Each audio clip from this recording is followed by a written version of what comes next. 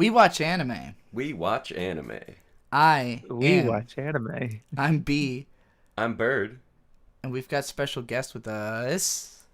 Hey, it's Shaybs. Thanks for having me. Oh my God, Shaybs, you're one of my favorite anime YouTubers. Wow, I'm flattered by that. Seriously, thank you so much. I've really appreciated you've been doing this epic deep dive on Naruto, which I think is probably our generation's most important anime. So I appreciate that somebody's doing that.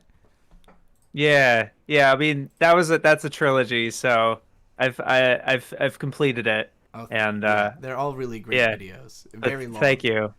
If you live in the U.S. and Canada, I hope you enjoy. But for everyone else, I'm sorry. I also my third installment got blocked everywhere except U.S. and shit. Canada. Oh, that's unfortunate. I know. Maybe I'm hopefully get a VPN or whatever. Right. I'm hoping Sponsor to. us, Lord. I'm hoping to compile the three into one big video, but not right now. Probably like a year from now. Anyway, but yeah, that's something we're gonna do you. with every time we finish a show on this channel. We're gonna compile all of our individual episodes into one video on that show, so that you can just that's smart. binge that. Big fan. Good. I'm glad you think so. I brought you on here specifically because of all the anime YouTubers that I'm a fan of, you were the first to actually subscribe to this channel, and so I figured I wouldn't have to explain the format to you as much because you'd already have seen at least some of it. So I'm excited to have familiar. you here. And you're also one of the few people I would consider I think you probably know more than me about anime. Just to Sheesh. Well, to speak to people who don't know who you are, for people in my audience who've never heard of you, you actually are in. I don't know how much you're allowed to talk about being actually involved in the anime industry. You work on real releases of shows and stuff. Yeah, I'm an associate producer for Discotech Media. Some of their releases I've worked on: Digimon Adventure, Memories, Project Echo.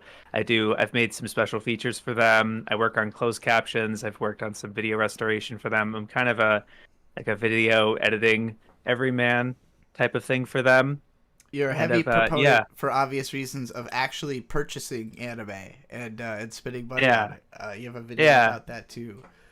Yes, and I mean, I like to think it's a decent enough argument where it's just to get the best quality possible, and to restore, to do this fairly valuable work of getting these shows translated in a good way, the video restoration for some of these anime because they deserve it, and then just getting things more accessible with dubs, even though obviously none of us need dubs, but I think an anime having a dub just means it reaches out to a broader audience, and I wish we were able to get dubs for some of these kids anime. I wish Precure was getting more dubs and was shown on TV or whatever.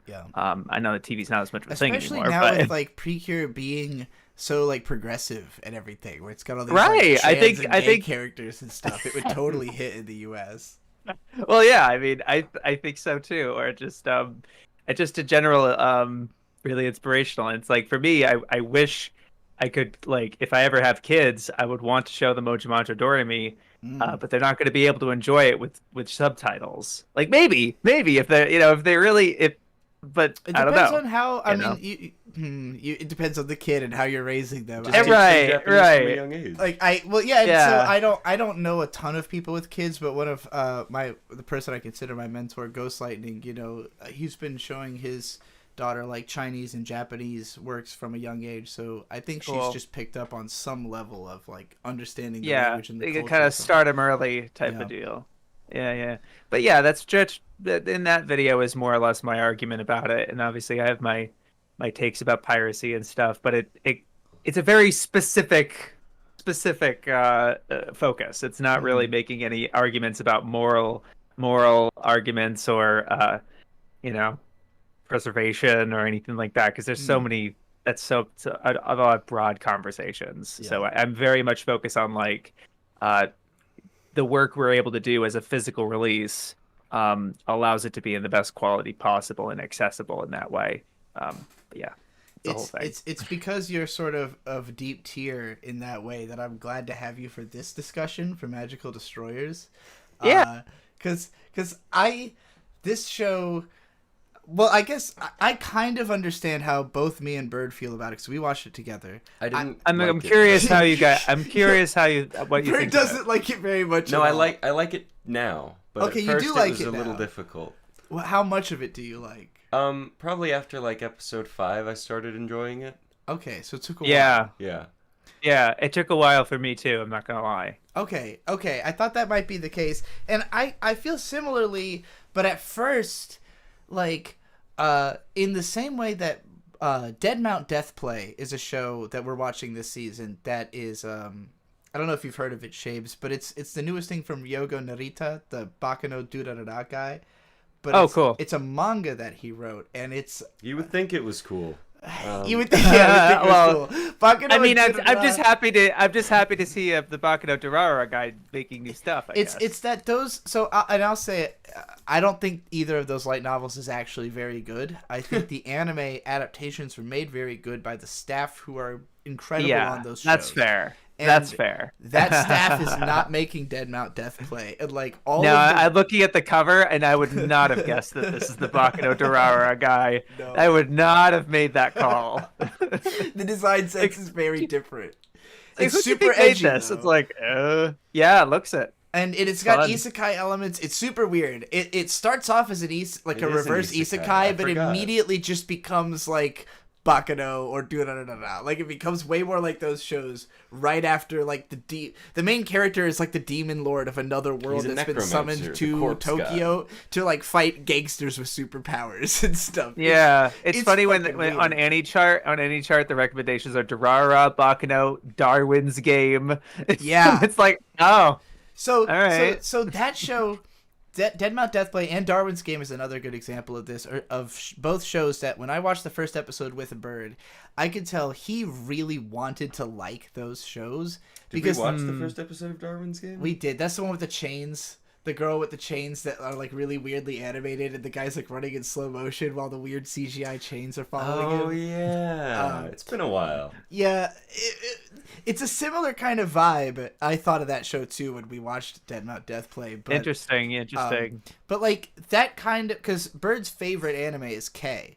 So like edgy. K is also listed as a recommendation on any chart. So like that kind of like edgy, violent, like set in the city, stylish characters who are all kind of like have cool superpowers. JoJo kind of shit. He's a big JoJo Mekaku fan. City actors. He hasn't seen that. That would be an interesting one to show you. What was it's it? kind of like a musical. Mekaku's. It's like a Vocaloid musical anime. It's really weird. But yeah, like Dead Mount Deathplay is like it's so up his alley that it's like this is a show I should like, but everything about it sucks.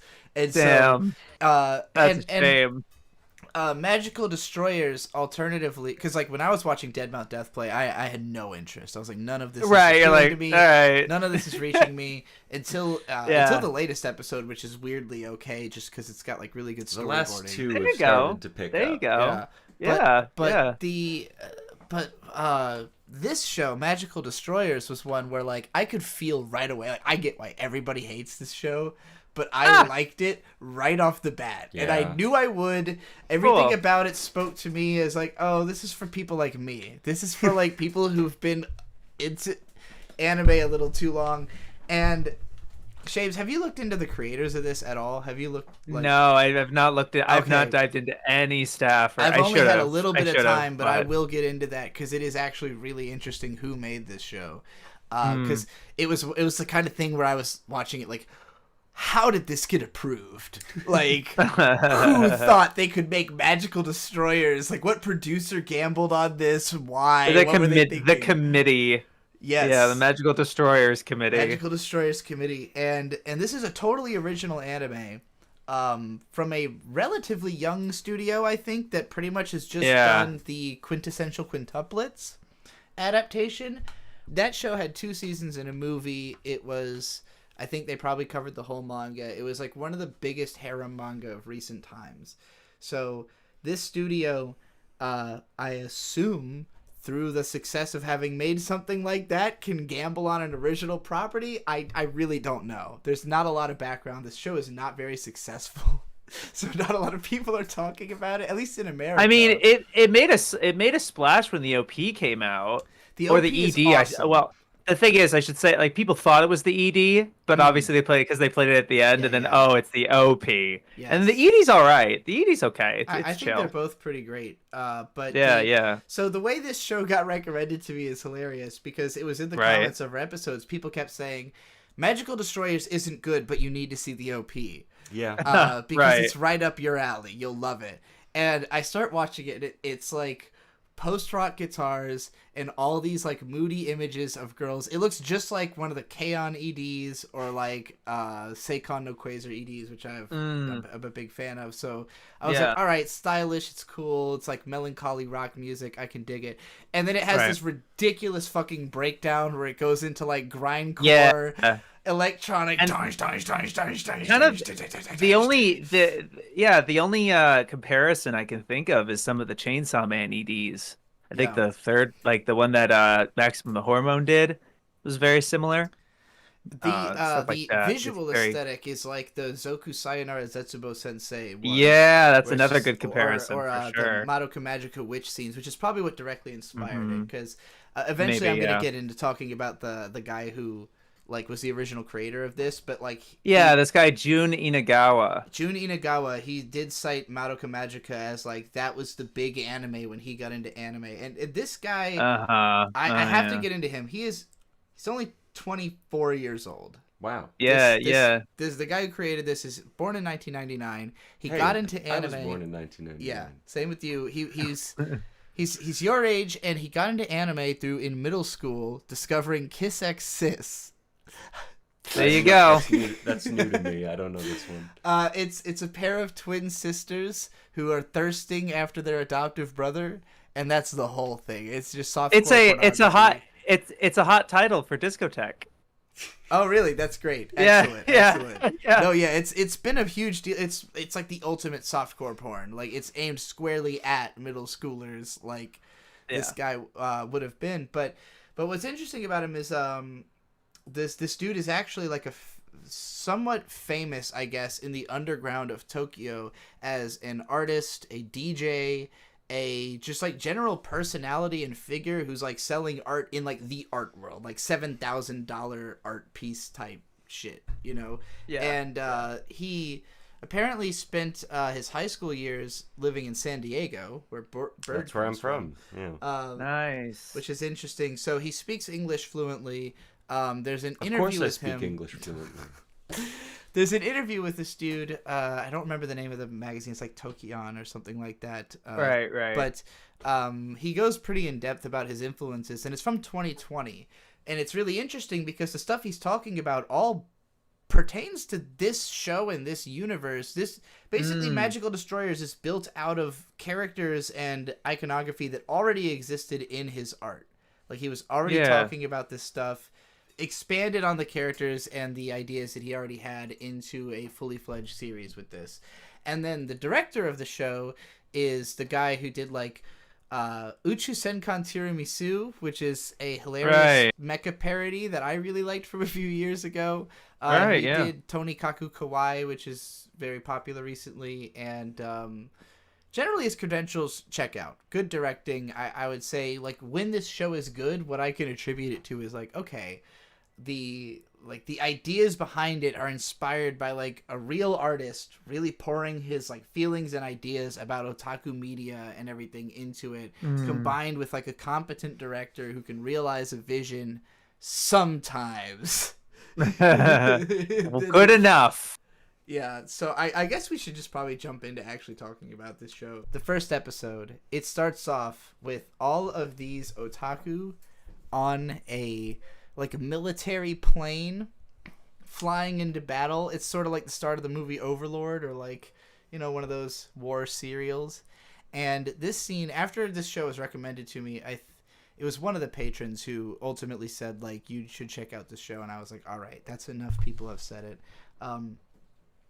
I watched this opening scene and I went, I have to show this to Bird because this looks fucking weird and I want to know what you're going to think of it. And you did not seem to care about it at all at the beginning. No, it was not very, it didn't really grab my attention.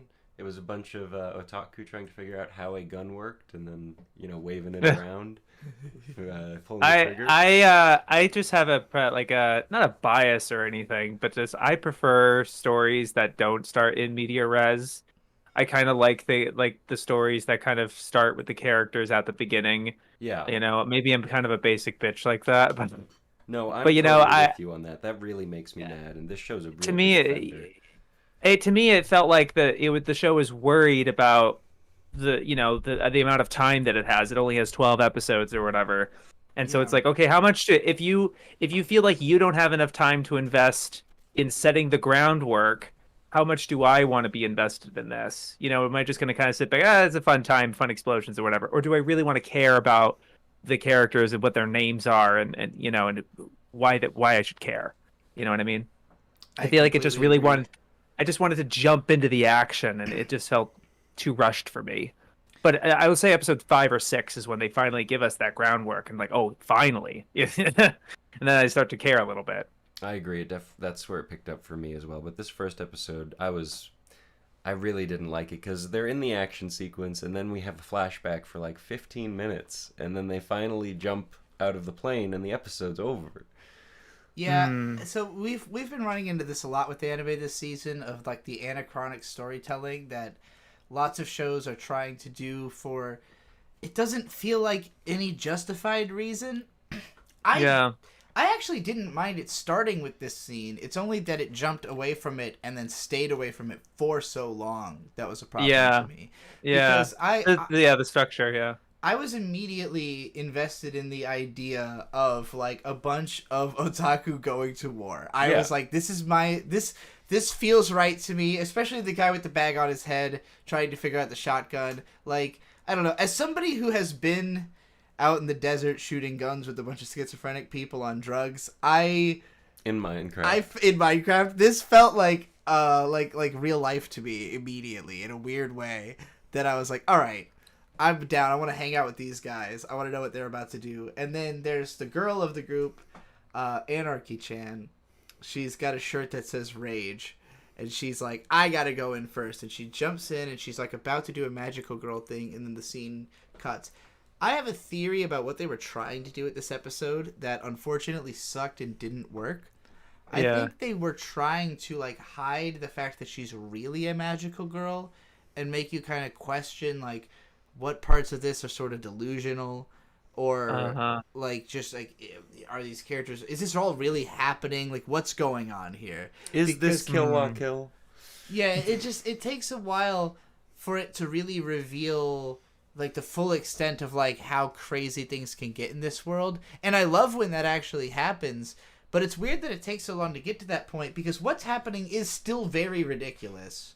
It's just like, it's almost obfuscating how ridiculous it actually is. It feels weird in this first episode. You know what kind of bothered me about the magical girl thing of this show?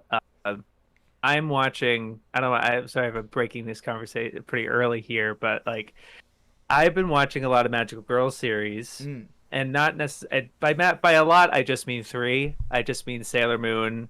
Himitsu no Ako-chan and Sally the Witch, the latter two being the first 2 magical girl Sally series. The Witch, that's like not actually fully subtitled, is it? Or no, it has 7 episodes subbed and it's 109 episodes. Okay, but you are capable. And Ako isn't subbed at all. Damn.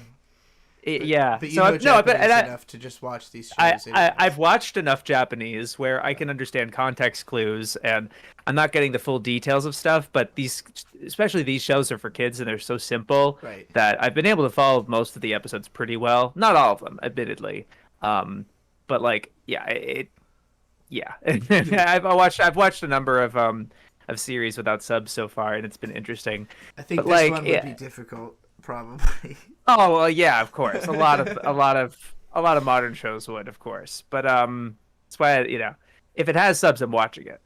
I only watch it without subs if it doesn't have any. That's it. For sure.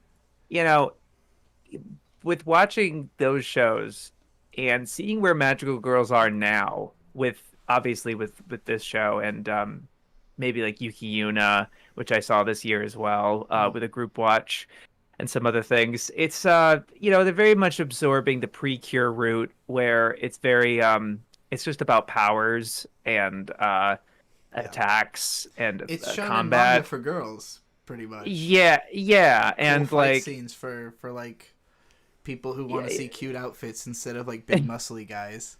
Yeah, and like I understand that the appeal for sure, and of course Sailor Moon started it, but you know what the least interesting part of Sailor Moon is? The transformation scenes. Are those fights. Oh. Even the transformations are cute. Like even if they're the same bank sequences, they're nice. But like the actual combat, it's one attack. Yeah. And that is bank sequence, and it's very Sailor Moon was rough for me in that way.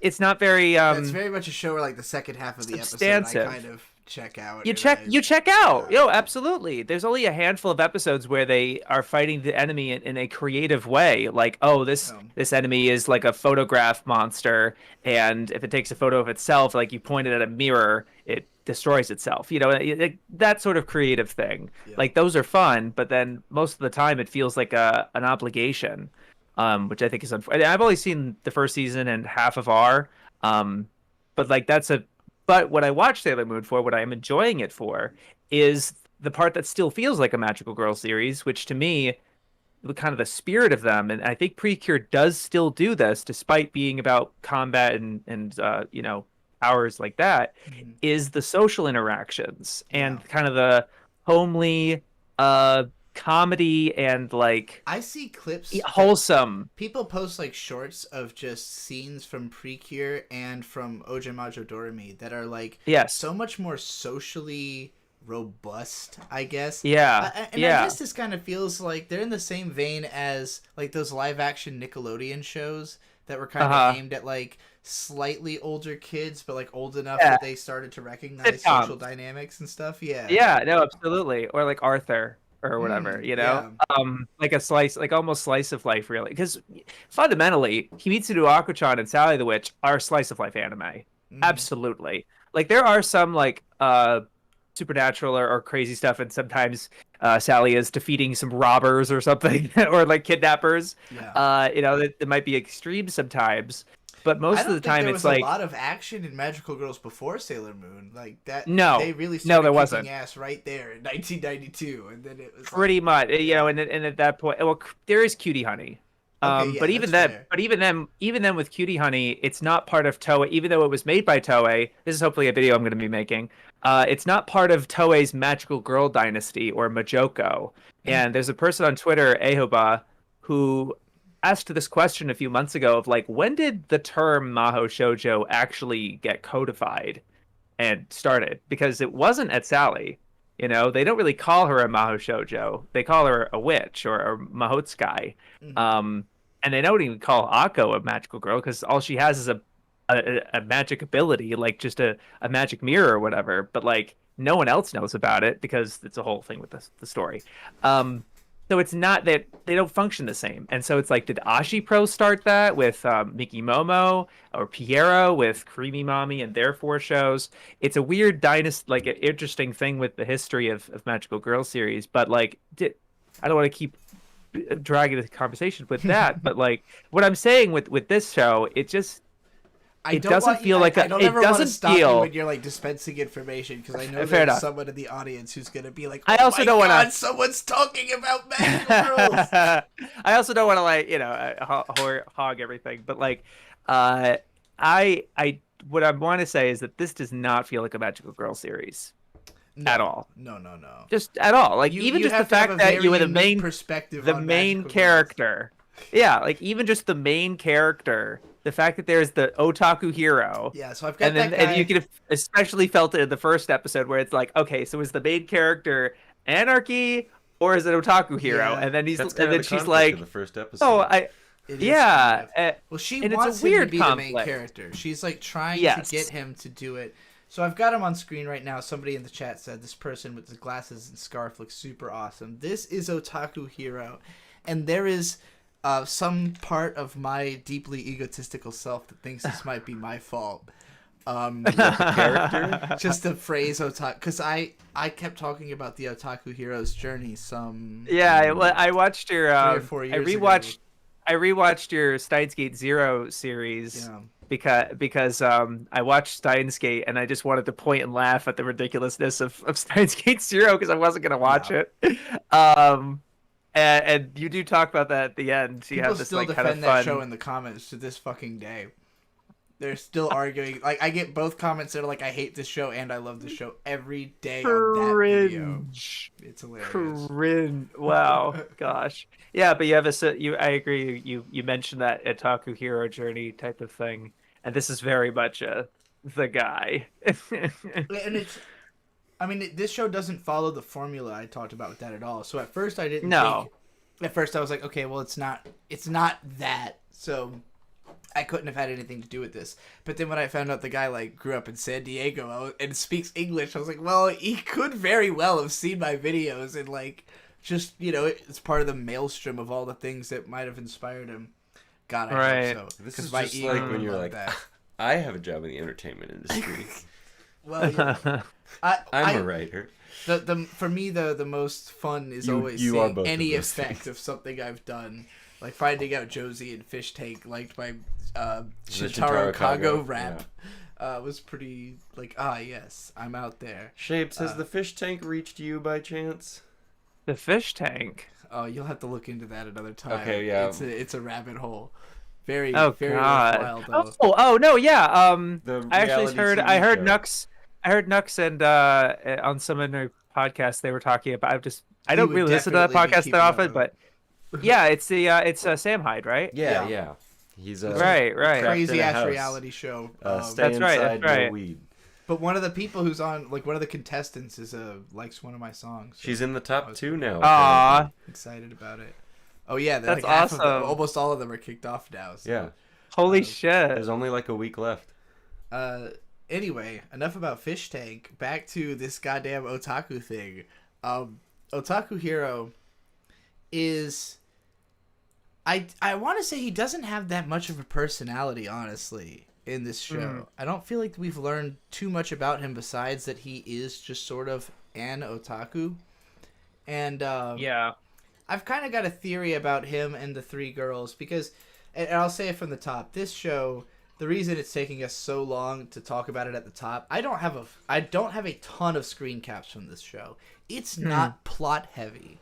It is idea laden, like unbelievably full of metaphors and iconography that has something like social commentary. To me, it commentary feels like, to it. Feels like Fooly Cooly, Kill La Kill, and Code Geass had a baby. Yeah, that's a really good comparison, and it's funny to me because, like, the era that this show is referencing of like 2008 otaku culture. The show, the apocalypse here takes place in 2011. Yeah, it's Shaybs, I have to ask, like, what year did you get like heavy? Like, what year did you become otaku? Like in your mind? I'd say I got hooked in 2015. 2015. Because it was like, you know, I was an anime fan for a while, periphery, renting stuff from the library here and there, and then watching stuff on Netflix casually. But I was still balancing that pretty evenly with like video games or other things. So you went deep quick, I take it. Like when I went into college, I couldn't afford video games, but I could have. But I found out what Kiss. But I found Kiss anime.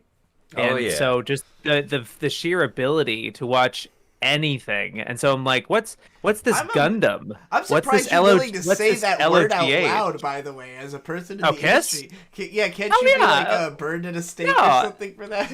No. Well, it's like I appreciate people like Miles, where he's very open about like we're not like. We know what's going on, you know. Course, I think it's like being transparent about it, and obviously Kiss back then, but like Kiss isn't really much of a thing now. You have like 9 anime, I guess, but like I think at this point, you know, Crunchyroll is so ubiquitous; it has so much stuff, and then, but then people who know how to torrent, they're just going to torrent, you know. So I don't know. I think it's sort of a solved issue at this point. It kind of, I don't know. I feel like the industry itself is going to collapse sooner than, you know, any of us. localization always industry. talk about the industry collapse, but I really do think it's just a case by case basis. Like, can your studio run itself? It will. Know? Yeah, it will. And obviously that question, after KyoAni got burned down, it was kind of like, no matter how well you run your thing, like. I know. Fucking hell. Fuck, man. Yeah, it Not sucks. to get dark here, but I will say. Oh, and I forgot. We to are mention watching this. Oshinoko right now, so I mean, it works. Oh yeah, it's all comparable. the suicide stuff. Well, no, just I being killed by a crazy person. Oh yeah, that's right. Yeah, no. Sorry, I don't know if you're watching Oshinoko. It's. I hadn't. I did spoil myself because I watched Replay Value's video on it. But, I have not seen that one yet. But I have seen. It's okay. There's a lot of people covering the show. It's very okay. It's the most frustrating anime. It is very interesting how explosively popular it was in that first episode, and then no one's talking about it now. The first episode was 80 fucking minutes long. That's why. Sure. Well, sure. I mean, but there's that big mom. Go into it looking up anything, watch it now kind of thing. And now it just seems like a very standard plot. I spoiled myself halfway through watching the first episode to inspire myself to finish watching the first episode. Why does this have a fucking 9? I don't understand. When it was happening, when it was happening, I was like, "Wait, is she about to die?" And Beatrice just goes, "You didn't spoil yourself for this one?" Yeah, I'm surprised you're still sitting through it. But actually, they were like, "Don't go into it." Like, what, did she die? I was kind of the same.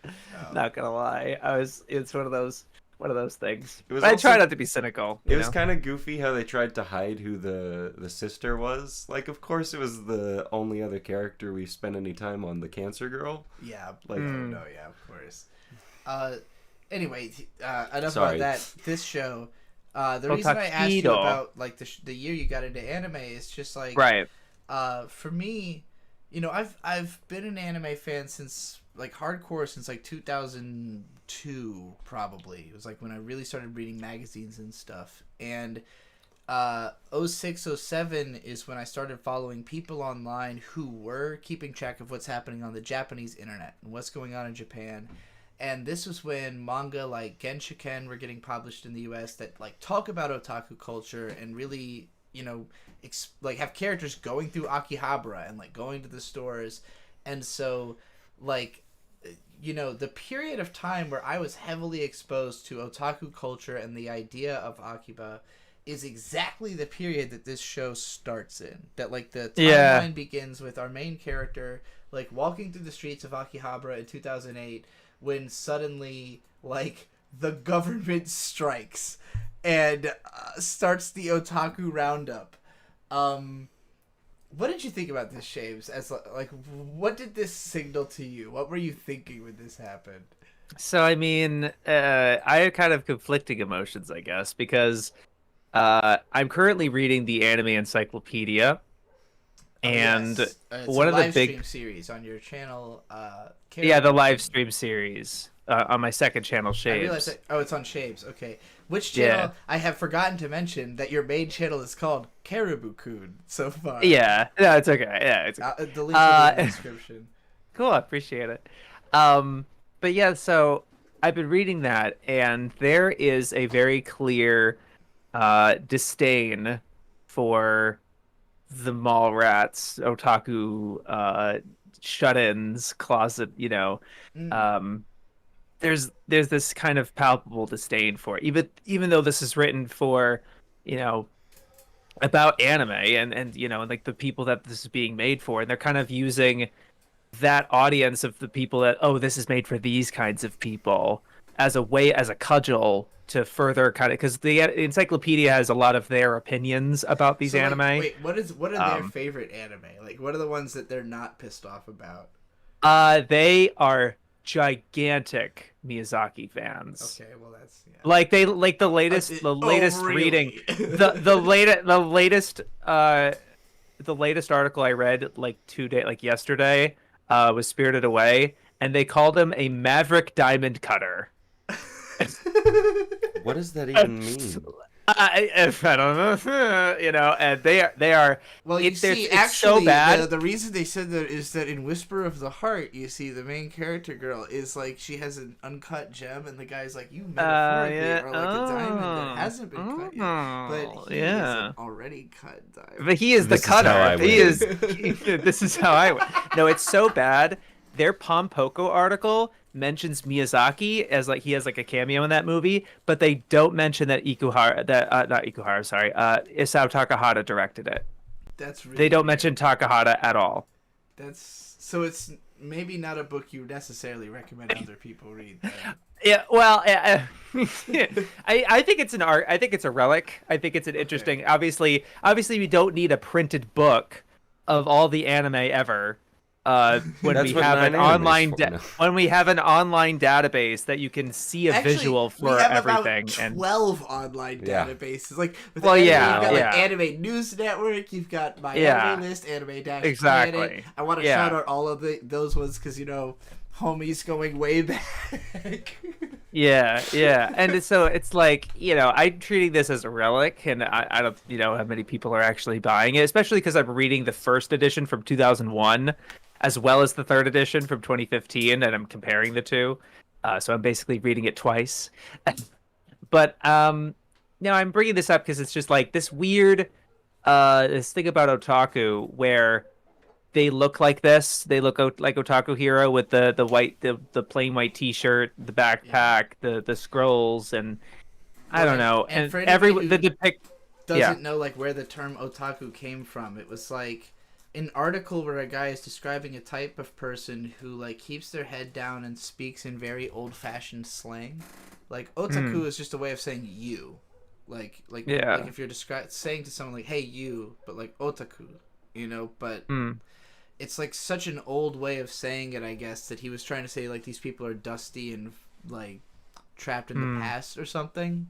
It's a very impressionistic article, I would say. It seemed sort of funny and like tongue-in-cheek, in a way that obviously the people from Studio Gainax went and said like, oh yeah, we are that, like, and we're proud of it, and we're gonna be that forever, and fuck you. And like this show has very much the spirit of like Otaku no Video, Genshiken, that kind of like proud otaku, like this is right. lifestyle, There's even a comment. There's my favorite episode was probably the commentary between the old otaku, like from the adults that are now like parents of kids, talking to the new ones. Where like, you guys, you have it way too easy. Actually, like I don't think it's cool that you're like. We will fully get so into open that about it. To that episode, right? We're talking so long about like there's so much head on this, but that's fine.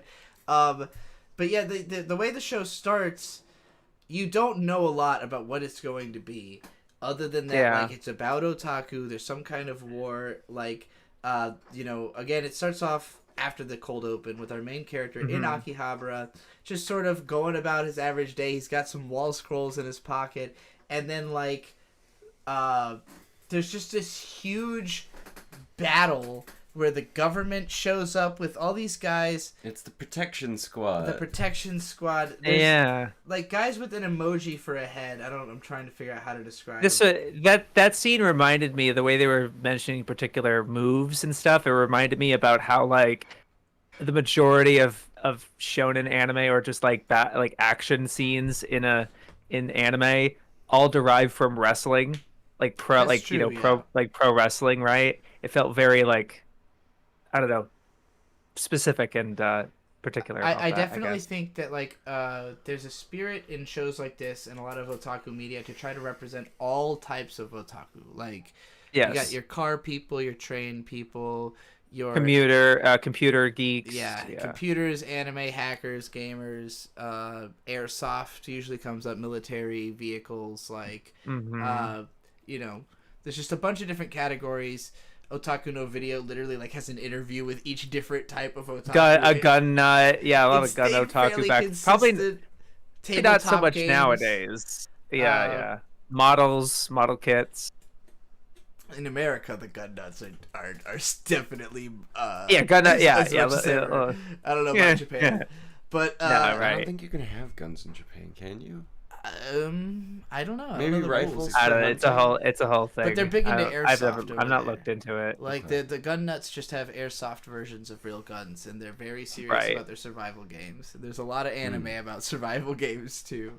Sword Art Online has survival. taught me Yeah. But yeah, this show, you've got the I believe the faces of these soldiers are like a reference to like a like one of those faces, you know, like not the curvy emoticon, faces. like the text emoticons. Yeah, the kind of stuff you would see on Nico Nico Doga or 2channel, just like meme emoticon faces. And the government has created this force to round up all the otaku. It's presented basically like a genocide. Like, Bird throughout this first episode, his reaction was basically like, okay, it's just the Nazis, right? Like, it's just internment. It's just... They're rounding them up. They're putting them in cages. I mean, yeah, protection. I mean, just because, like, I even brought up, like, you know, the Germans ran ads to make it seem like they were fun summer camps to go to so that everyone didn't freak out immediately. And B just went, what? They did that? Well, you know, not the best researched on the time period, but in this show, this is very similar. Just the whole idea of protecting them is like a... I don't know. It's really weird. I would really like to know what the actual motivating force is. They're still not entirely clear about it, but it wasn't until episode 3 that I could really start appreciating and enjoying this show, because it confirmed what I thought might be the case, which is, like, my impression was the otaku probably are really being protected by the government, and like... But from what? Just, I mean... Not having enough It's kids? not a healthy lifestyle. I'm just saying, like... The car guys are fine, right? It's not that I think it's right for the government to do it. I just think that they are actually trying to do something that they see as valid, and that perhaps Otaku Hero is more of an anti-hero than he initially seems. That was the impression I thought might go into this. It's like, maybe they really are just like saving Otaku, or like preserving them. And episode 3 kind of gives us a lens into what's actually going on. It's really frustrating that it takes that long. I think that, like, the assumption, because again it drops you right into it, like in media res. I think the safe assumption is to make it, it's the government, but then you get, like, I think you said, like, a couple episodes in, and I don't get the vibe that this is the government. It just feels like a company, like an organization. Okay. It doesn't even feel like the actual government. You know, it's like, what's going on? That might even like, be the case. Who are these dudes? At least Kill la Kill had a school structure to work with. Who are these dudes? The show is not very clear about what the hell is going on. It speaks so much in metaphor, and like it's a weird feeling for me, because it's hard for me to put a pin on, like, describing the show as good or bad. But it's rare for me to find anime that I consider, like, passively enjoyable. Where, like, like, even if I'm not paying attention, I'm just like, yeah, I like what's going on here. And this is, like, the only anime this season that I really feel that way about. Like, I appreciate to death, like, we're going to talk about the best anime this week was probably Heavenly Delusion, which had, like, a super fucking depressing, great emotional episode. It was great. I heard. Sad. It was a sad one. I heard episode 8 was, like, the first time this particular episode director has worked outside of KyoAni. Oh, something like that.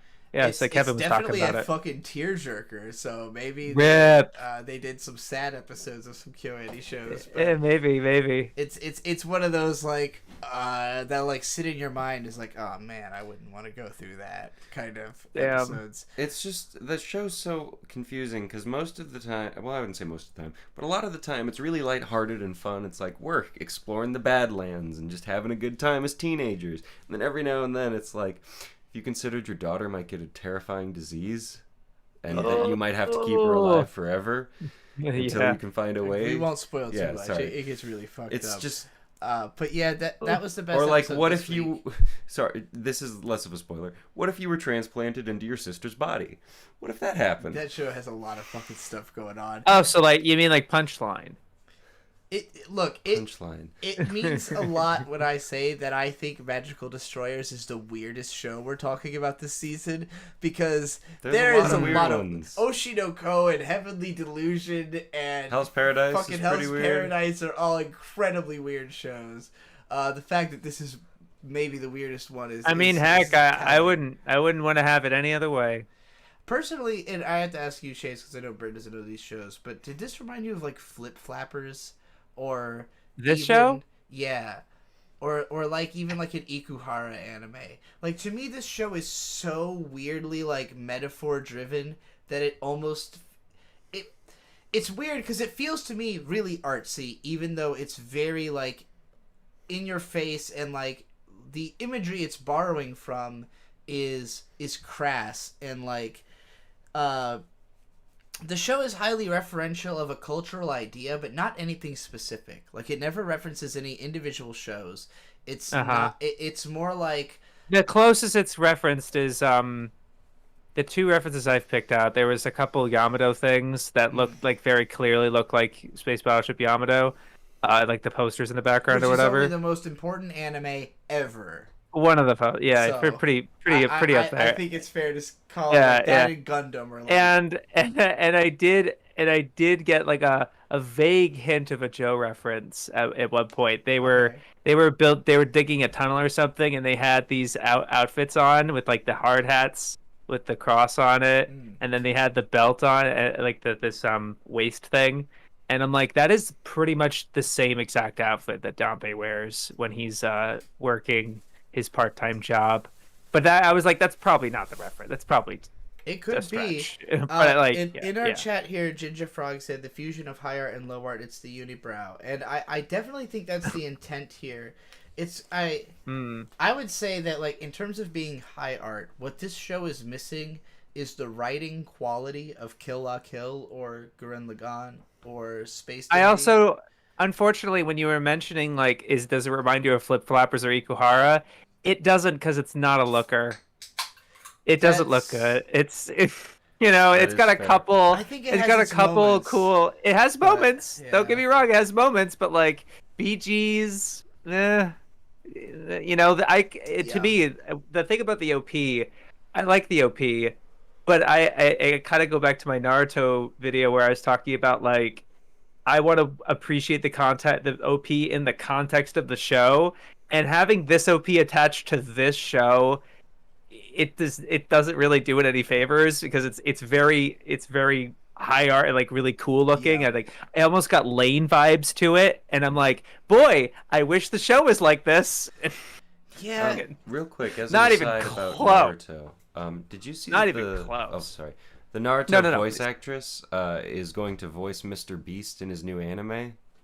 Right. No, I also know that I'm pretty sure Mr. Beast I'm pretty sure the Naruto voice actress voices Mr. Beast in his videos, because he does like the audio options, and you could select Japanese. Oh my god! Awesome. So she's already been. She's voicing been it. Yeah, dubbing she's already in been. Japanese? She's already Oh been. my God. Yeah, she's already been Wow. voicing him. Yeah. We've got to start watching those videos That's in Japanese. incredible that he's been paying for that. Just like Yeah. off on the side. That's amazing. Yeah. Guess Yeah. when you've got that kind of fucking money. That's really great. That guy's a fucking genius.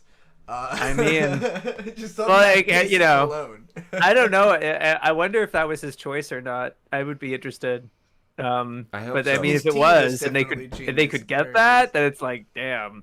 Yeah. But yeah. I mean, they're not really doing much now that Boruto's not running. Oh, is that over? Well, it's not airing right now. I see. We don't know, and the manga took like a little break, and I think they're doing a time skip. You know what else is But it comes airing the this week? the chapters come out monthly, so Mashal. Fucking Mashal just had a recap episode out of I'm nowhere. so mad. That's my favorite. Best show last this week. season. Best episode of last week was Mashal, and then it has a recap episode for episode 7. okay, That's pretty early. it is what it is. Yeah. Well, hopefully. I the mean, next but one's great. and also you know that like this is I'm pretty sure this is only 12 episodes, right, Mashal? I hope it gets so much more. Is it a 2-core? Because it's I like mean, you I know don't that know. if this came out in the 2000s, it would have got at least a 2-core, if It's- not more. I mean, it's A it's like a 2-core? long That's a running new Shonen phrase Jump for me. manga. So 2-core meaning like 24 episodes. Okay. Because a each core is like season's 12 or one core. 13. Yeah. Each Cool. set of episodes. So like if a show goes on for like through the spring and summer, A you would say four. it was If it goes for a full year, you have 4 cores? seasons. It's 4-core. Yeah, so 52 episodes. And is that CORE? Yeah. C-O-U-R. So C-O-U-R. C-O-U-R. C-O-U-R. That's Okay, how I interesting. usually spell it. Yeah. It's like French. Yeah. right? Sorry. I think. No, Yeah, no. something. It's good. I don't No, know. I like to learn these kinds of things because I don't know a lot about anime. I've watched probably like 100, so I've seen more That's than cool. a regular person. But That's cool. This A regular podcast, person. yeah, this podcast is kind of like my adventure into becoming an anime analysis. This YouTuber. Fun. Yeah. Right. I don't know, and so it's nice to learn the terms and figure things out. I need to start learning Japanese because Beatrice knows Japanese and can just kind of zone out during the shows sometimes and just like hear the dialogue.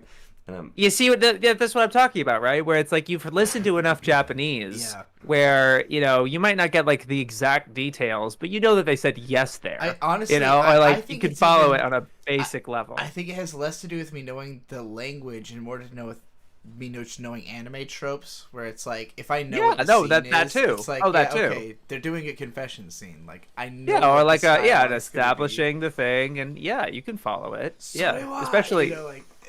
Right, if you're right. watching Dr. Stone, they're probably gonna say "Kono Stone World ni," like at some point in the episode. You're gonna go, "Hey, take a drink." at some point, Right. Ryusui is gonna snap and like point his fingers. He does Yeah. that every single. Oh man, I'm Okay, glad that okay. Yeah. show's picking Okay, up. I don't. Have you seen any Dr. Stone? No, I haven't seen any of the. Don't watch it till it's over. It won't be worth it. Wait like 10 That's years. that's what I'm thinking. It's Wait the same till with there's Demon Dr. Slayer. Stone Kai, you know? The only modern jump that I'm watching through is Chainsaw Man. Chainsaw But that's because awesome. part. I But that's love it. but that's because part one is done. That's an Yeah. actual complete like story, right? And it's like It's our most I don't know. It popular feels video on the We Watch Anime channel. So. nice. All right. We have to get back to this show because we've been talking for a while and we're still on the first. This happened with 5 minutes with of the my first episode. this happened with my podcast with Nate. We only had to analyze one chapter and we did 3 hours. That doesn't surprise me at all. Nate is obsessed with One Piece. I didn't even know you were caught up on One Piece. That's a dangerous place to be. Well, yeah, I Dangerous. I literally started watching it January of last year, and I watched most of it Damn. in 1 year, Damn. and it's my second favorite anime now. That's like after 1,000 Ashton episodes, Ojo, right, or- or something. Yeah, so it's Ashino Joe is still my favorite, and then it's One Piece. It took after LGH. Legend of Galactic Heroes. Yeah, Would that you was say my it's number 2 comparable originally. to Legend of the Galactic Heroes? Because it feels Oh yeah, like well, it when you it's listen better. to Nate I talk think it's about better it. because it's funny. Okay. That's fair. Who's your favorite Because it's so character fucking funny, in, Legend of and Galactic it's Heroes? the whole package. One Piece is the whole package, and the only reason it's not my all-time is because it's not done. Shaybs, who's your favorite character in Legend of Galactic Heroes? So it's like I like Yang and Reinhardt equally. So I don't like choosing between the two. So my safe answer is Shenkov, Shenkov. I do not fuck. axe wielding man. Oh, he is awesome. I do love him. Yeah. I like Royenthal. He's probably Hell my yeah! favorite. Reason it's not Hell my yeah. all time. He's- I love most of the characters in that show though. I like It's Oberstein. so good. I like Mittermeier. I like Julian. I like so it's Kirihise. like- I like Kirky Ice. Kitty, are you frustrated? Yeah, Okay. but I literally got like my very first anime figure, and it's Luffy. I'm starting to collect the manga. Wait, you didn't own any figures before Luffy? How? I just didn't.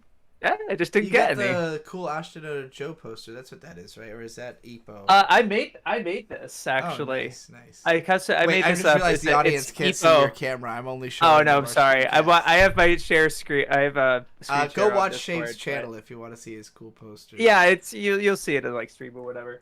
Okay. But Okay. yeah, okay. no. Anyway, Magical Destroyers. Yes, sorry. Look, they took over fucking Akihabara. All right. I understand why this conversation's going this way. It's just the nature of this show. Look, I wanted to have you on here because I need an otaku to I'm talk about this. also quite the tangential and like This I show- could say that's true about both of us as well. We're very tangential. Yeah. Yeah, And- Beatrice can't get through a tenth of any story she's ever tried to tell me. Look, this show doesn't have a very like clear-cut narrative progression. Again, No. this is a show by. I really want to emphasize because I read the interviews with this artist. Like, Uh-huh. the 2020 interview with him like the first image it showed of like what is this man's work, what is he known for, is he did a collaboration with a brand called Neighborhood that he was a fan of, and met their CEO and got the opportunity to work This with magical girl kills fascists, right? Yes. Yeah. It's a shirt that looks like anarchy-chan, and it says, "This magical girl kills fascists" in English. So this is the sort of art this artist is known for. And he talked about how he started drawing magical girls because he's inspired by, again, the likes of Madoka Magica. He listed a whole bunch of anime from the last, 20 years. And it's clear he's gone back and done tons of research on otaku history. Again, there's a whole episode of this show that's just about, meeting old otaku and, appreciating their culture. So this is a dude who's younger than most of us.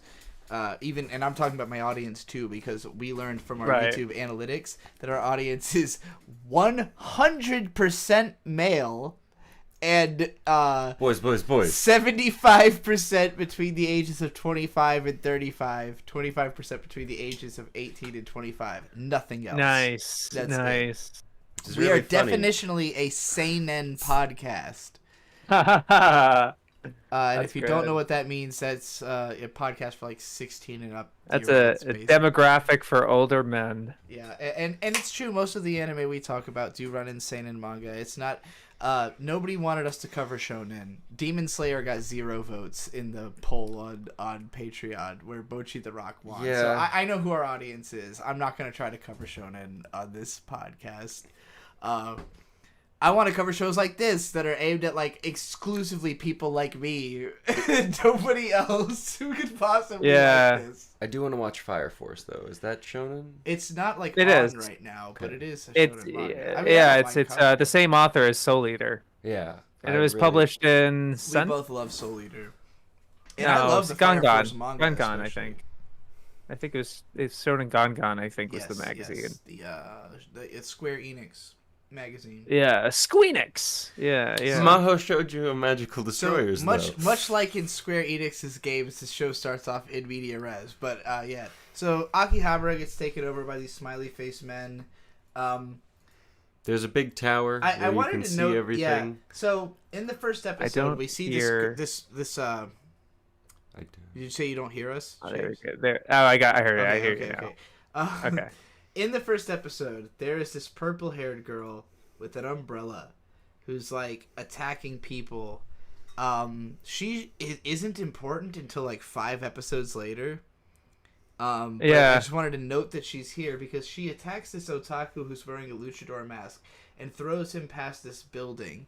And I guess this is a show that's going to mean very different things to different people, but this is the building where Komike takes place. Yep. It's just here. It's just a random throwaway image of a guy flying past it. And I had to take a second. I've been out of the loop for a minute. It's been a while since I've looked at the Komike building, so I was like, is that what that is? Googling it. Okay. Right. I get it, but this is the kind of thing that, if you don't know what this building means, there's no reason you could possibly give a shit about this.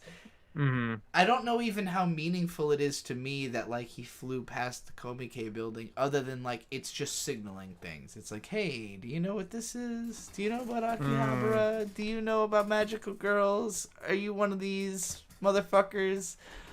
And yeah, I am one of those motherfuckers. So for me, it's all right, I guess I'm in. But the main thrust of this first episode is basically that Otaku Hero, at some point, and again, this show jumps around its timeline so much it can get really frustrating, especially in this first episode, because it shows us that Akihabara fell to this control. They put all the otaku into preservation camps, whatever that means. And Otaku Hero is a guy who set up a resistance. He has freed a liberation zone in Akihabara. So, there's a faction of people that are freedom fighters. They fended away the government. Anarchy-chan seems like the strongest one of them. She wants him to, keep fighting. I'm not really clear why he's kind of giving up. there's a line where he says in a very metatextual sense, with anime, there's the characters who are really gung-ho, and then there's the characters who don't want to do it, and they win anyways. So, well, they do it anyways, yeah. so he's in the position of, I don't want to do it, but he does it anyways, because he's like, well, hey, I could be either one of those. Either way, I'm gonna win. Is that the logic? Like, that's wild. I don't know. Really, what he's thinking. But like, I feel like to me, it felt like, and this was before I didn't look anything into this in terms of like, oh, it's the main character or whatever. I didn't, and I was looking into this, assuming that like, oh, maybe this is like he was the main character at the moment, and now it's gonna follow Anarchy, and she's the main character now. But no, he just like comes in later, and he just does it anyway. And it's like, what was the point of that drama? Especially like episode 1, you look at the context of the rest of the show. Like, what is that for? It was just like, oh, we need some drama this first episode because we're not setting up anything. It gets we have to do so. Where it got it's like this is like weird for me is when like there's basically Anarchy-chan, she climbs up a building. Like with her fingers like Spider-Man while like helicopters are shooting at her and shit. Entirely to inspire Otaku Hero. She's like, I can't lead. I may be the strongest. I may be able to do all this cool stuff, but I'm not a leader. You're supposed to be. And she like collapses crying and like hugging onto him like, please do it. And in the long term, I don't completely hate this moment because I do think like Anarchy's thing is that she's just like way too emotional, like about whatever situation she's in, she's really emotional about it. She's just usually like angry and like go getter, but when she's in private with this character, she's kind of pleading with him because she sees something in him that we don't. And I don't know, it feels like a little too otaku wish fulfillment for me that it's like, okay, the cute girl is just like begging and pleading on your crotch for you to save the day. Well, yeah, and what really like clinched it for me is the ED, which doesn't show up till episode 2, and then you have that shot of him like it's panning up, and it's like multiple clones of the Magical Girls, and they're all like clinging on to him, and he's like, "Look at me!" I'm like, "What is this? The 2000s?" and like, for me, knowing the artist's influences, I do think he's embracing that with a lot of sincerity. Like he listed stuff like what's it called, Nejima, as like an influence, like something right. And I don't know, I kind of appreciate just embracing everything. Like I can tell that reading interviews with the artist, he Jun Imagawa, I believe is his name. His name is like Mad something. He's got a cool Instagram with like 50,000 followers, but if you look into this dude, he does all kinds of artwork, and like I just think he's somebody who likes all kinds of stuff and doesn't feel any kind of pretension about what he puts into it. He's just like, yeah, I liked all this stuff and it's all cool. He's equal parts into stuff that is more high art, more low art. And again, this is a person who has had a ton of success in like the actual arts world of Tokyo and America. He was like, when he was in America, he was working like A$AP Rocky and stuff, like, like major names in fashion and stuff. Like, so yeah, it's the dude himself seems more interesting almost than the show.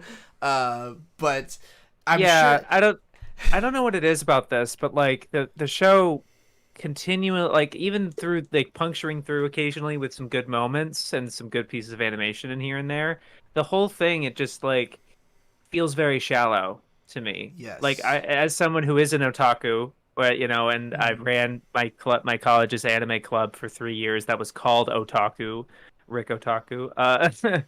But like, and I embrace that thing, and the depiction of otaku to me in this show, them all looking that way, and when that's not really reflective of what it looks like now. You see kind of all shapes and diversity and hot people being into anime, and like to put it plainly, I guess. So one part of the interview with him, he was talking about Akihabara, because even before this show, that was a big influence on his art. And basically he put it that he's really influenced by the specific culture of that city, like even beyond anime itself. Like being in Akihabara, the way people dress there is very utilitarian, is how he described it. Like everyone wears New Balance sneakers because that's like really good for just walking around the town all day. Yeah, functionality. And there's a lot of reference in this show to like how like the pink magical girl that we'll eventually meet wants to be able to go to maid cafes, like something that doesn't really exist anymore. But all these characters have like be a maid in a maid cafe. Yes, exactly. Like they have these fantasies about being a part of this otaku culture that so what makes the show so surreal to me that they chose 2008 of like that's the year that I would consider otaku culture to really have peaked in its sincerity. Yes, yeah. Where like you had a lot of anime coming out about being an otaku. I think of like there was a show called Nogizaka Haruka's Secret, like hot girl at school, she's secretly an otaku. Yeah. 2006 or 7 is when Train Man came out, which was Man? Densha Otoko. It's about an otaku. This was based on a true story about an otaku on a train who like rescues a girl from a molester, and she gives him her number, and then he asks 2channel, like the biggest message board in Japan, like, what do I do? And they like guided him through, and he hooked up with the girl. And like, that's great. This became a manga, a TV show, a movie, like an anime, everything. It was a huge story, and it kind of saved the reputation of otaku because in the 90s they were associated with the otaku killer and murder and being like a Columbine shooter type. Like that late 2000s period when otaku culture really bloomed and became mainstream. This seems to be a commentary on that, and the idea of like the government coming in to preserve it and protect it. I think about like rest in peace Shinzo Abe, who like was very embracing of anime and its culture. The whole young animator training project that ran through the 2010s, where I love Death Parade.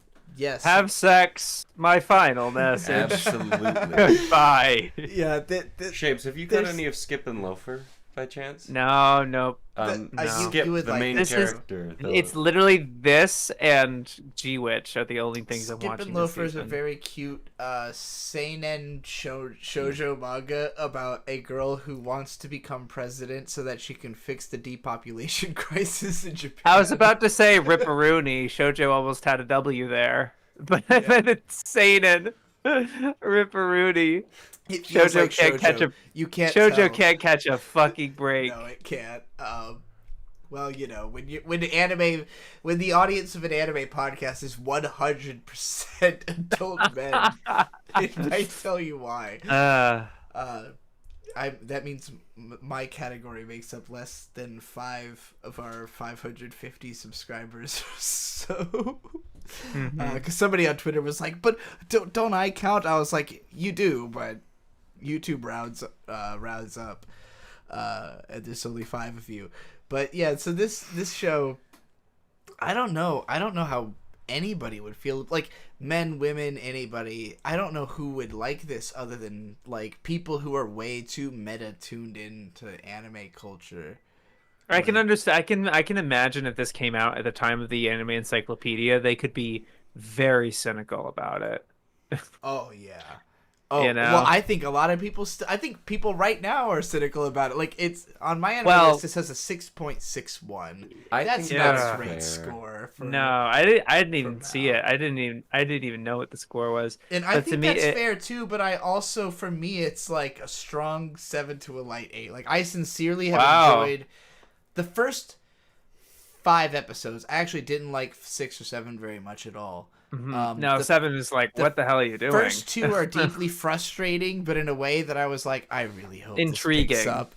And then 3 and 4 were actually great. 5 is okay, and 6 and 7 I didn't like that much, but we'll get to why.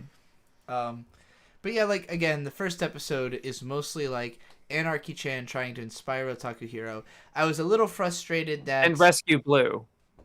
Oh yes, and Rescue Blue. Hold on, I have a slide of her, who is Like, all we Horny know witch time. So that's the other thing about the show, right? Like, it drops us into this idea that there are magical girls. And again, throughout the first episode, it's very unclear what that means. Is it delusional? What's going on? Are they real? Like, Anarchy-chan doesn't reveal her powers till later in.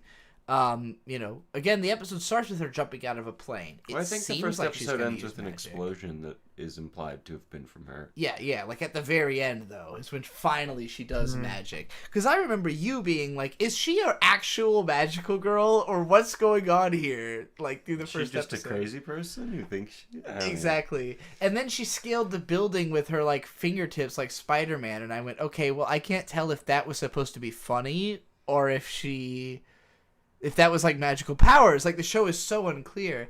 And then it's only when they go to save Blue, who is described as just like a pervert.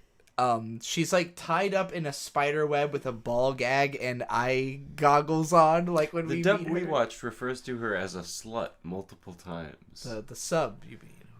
So Oh, I don't sub, think the I'm show has a sorry, dub. sorry. I hope this would be a weird I don't show know what to words choose mean. to English dub. Well, technically, the Japanese dub is still a dub. Dubbing is just a process. Yeah, that was the putting process. voice on. But we know what you mean. Yeah. This is one of those things that you'll have to say every day, because people will always not know. But I like how hip anime subbing has been getting, because, like, oh yeah, I never thought I'd see the word sus in Yeah, a subtitle. I don't know what pretty subs fun. you've seen, Shaybs, but we keep getting a lot of modern slang in the subtitles this season. I'm watching this on Crunchyroll, which is presumably the only people that are actually subtitling this. I would So bet so. the subs Everything that we've you're watched has getting had if the you're same quarantining looking are... subs, which are like the Crunchyroll looking subs. So I don't know if we Yeah, just horrible happened to pick subs. everything Right. through that, but yeah. Yeah.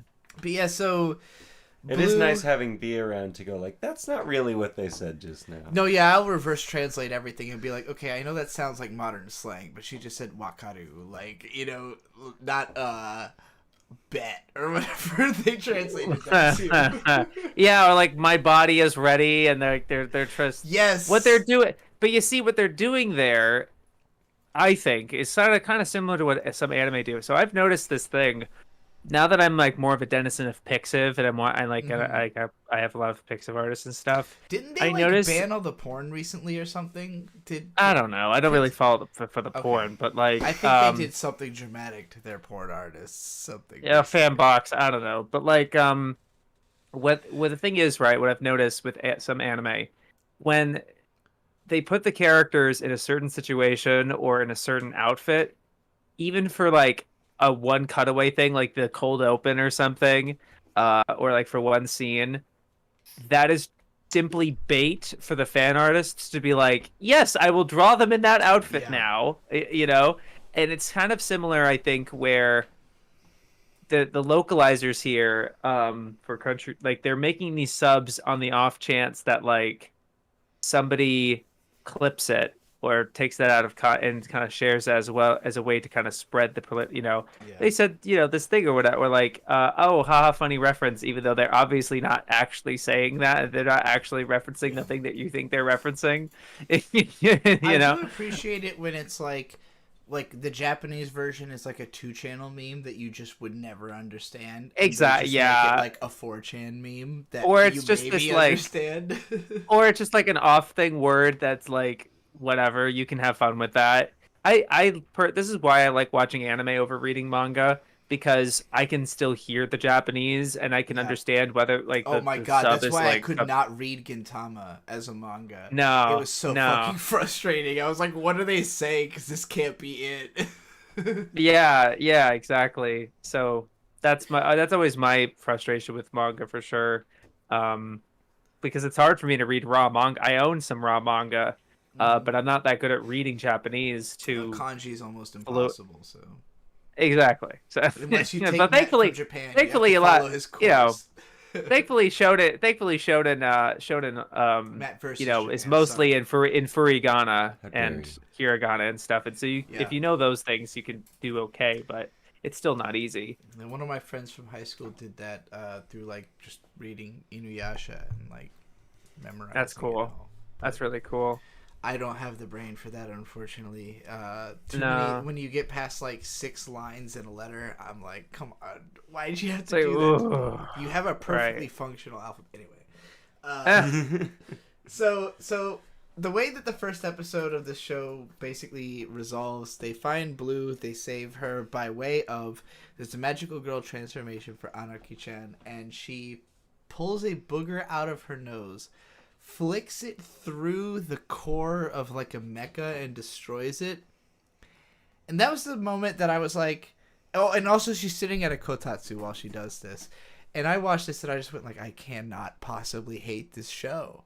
Like, I don't care that I don't care that I didn't understand what was happening. All my frustrations at the first episode, like, for me, a big part of what I look for in art is just show me something I didn't think of. Show me something I've never seen before. Show me something I've never seen. Show me something weird. Show me something interesting. And like, all of the iconography used in the scene I've seen. I've seen kotatsu. I've seen a girl flick a booger at an enemy. I've seen mecha. Even the weird, like, they're in almost this weird, like, grid-like Tron universe that kind of reminds me of the movie I, City. Do I think the artist or anybody involved in this has seen I, City? Maybe. They're pretty hardcore otaku. See, I would impossible. appreciate references like that. But to me, Yeah. it's like, what was kind of unfortunate to me is like, I don't know why they're being so vague. What you mentioned earlier, how it's like they're not really making that many references. They're kind of like alluding to Yeah. anime and stuff, but they're not making any direct references. And it's like, I really do I think don't that's know. just it's difficult because, you know, with anime, it's a huge team making these shows. I don't want to like give anybody Sure. too much credit.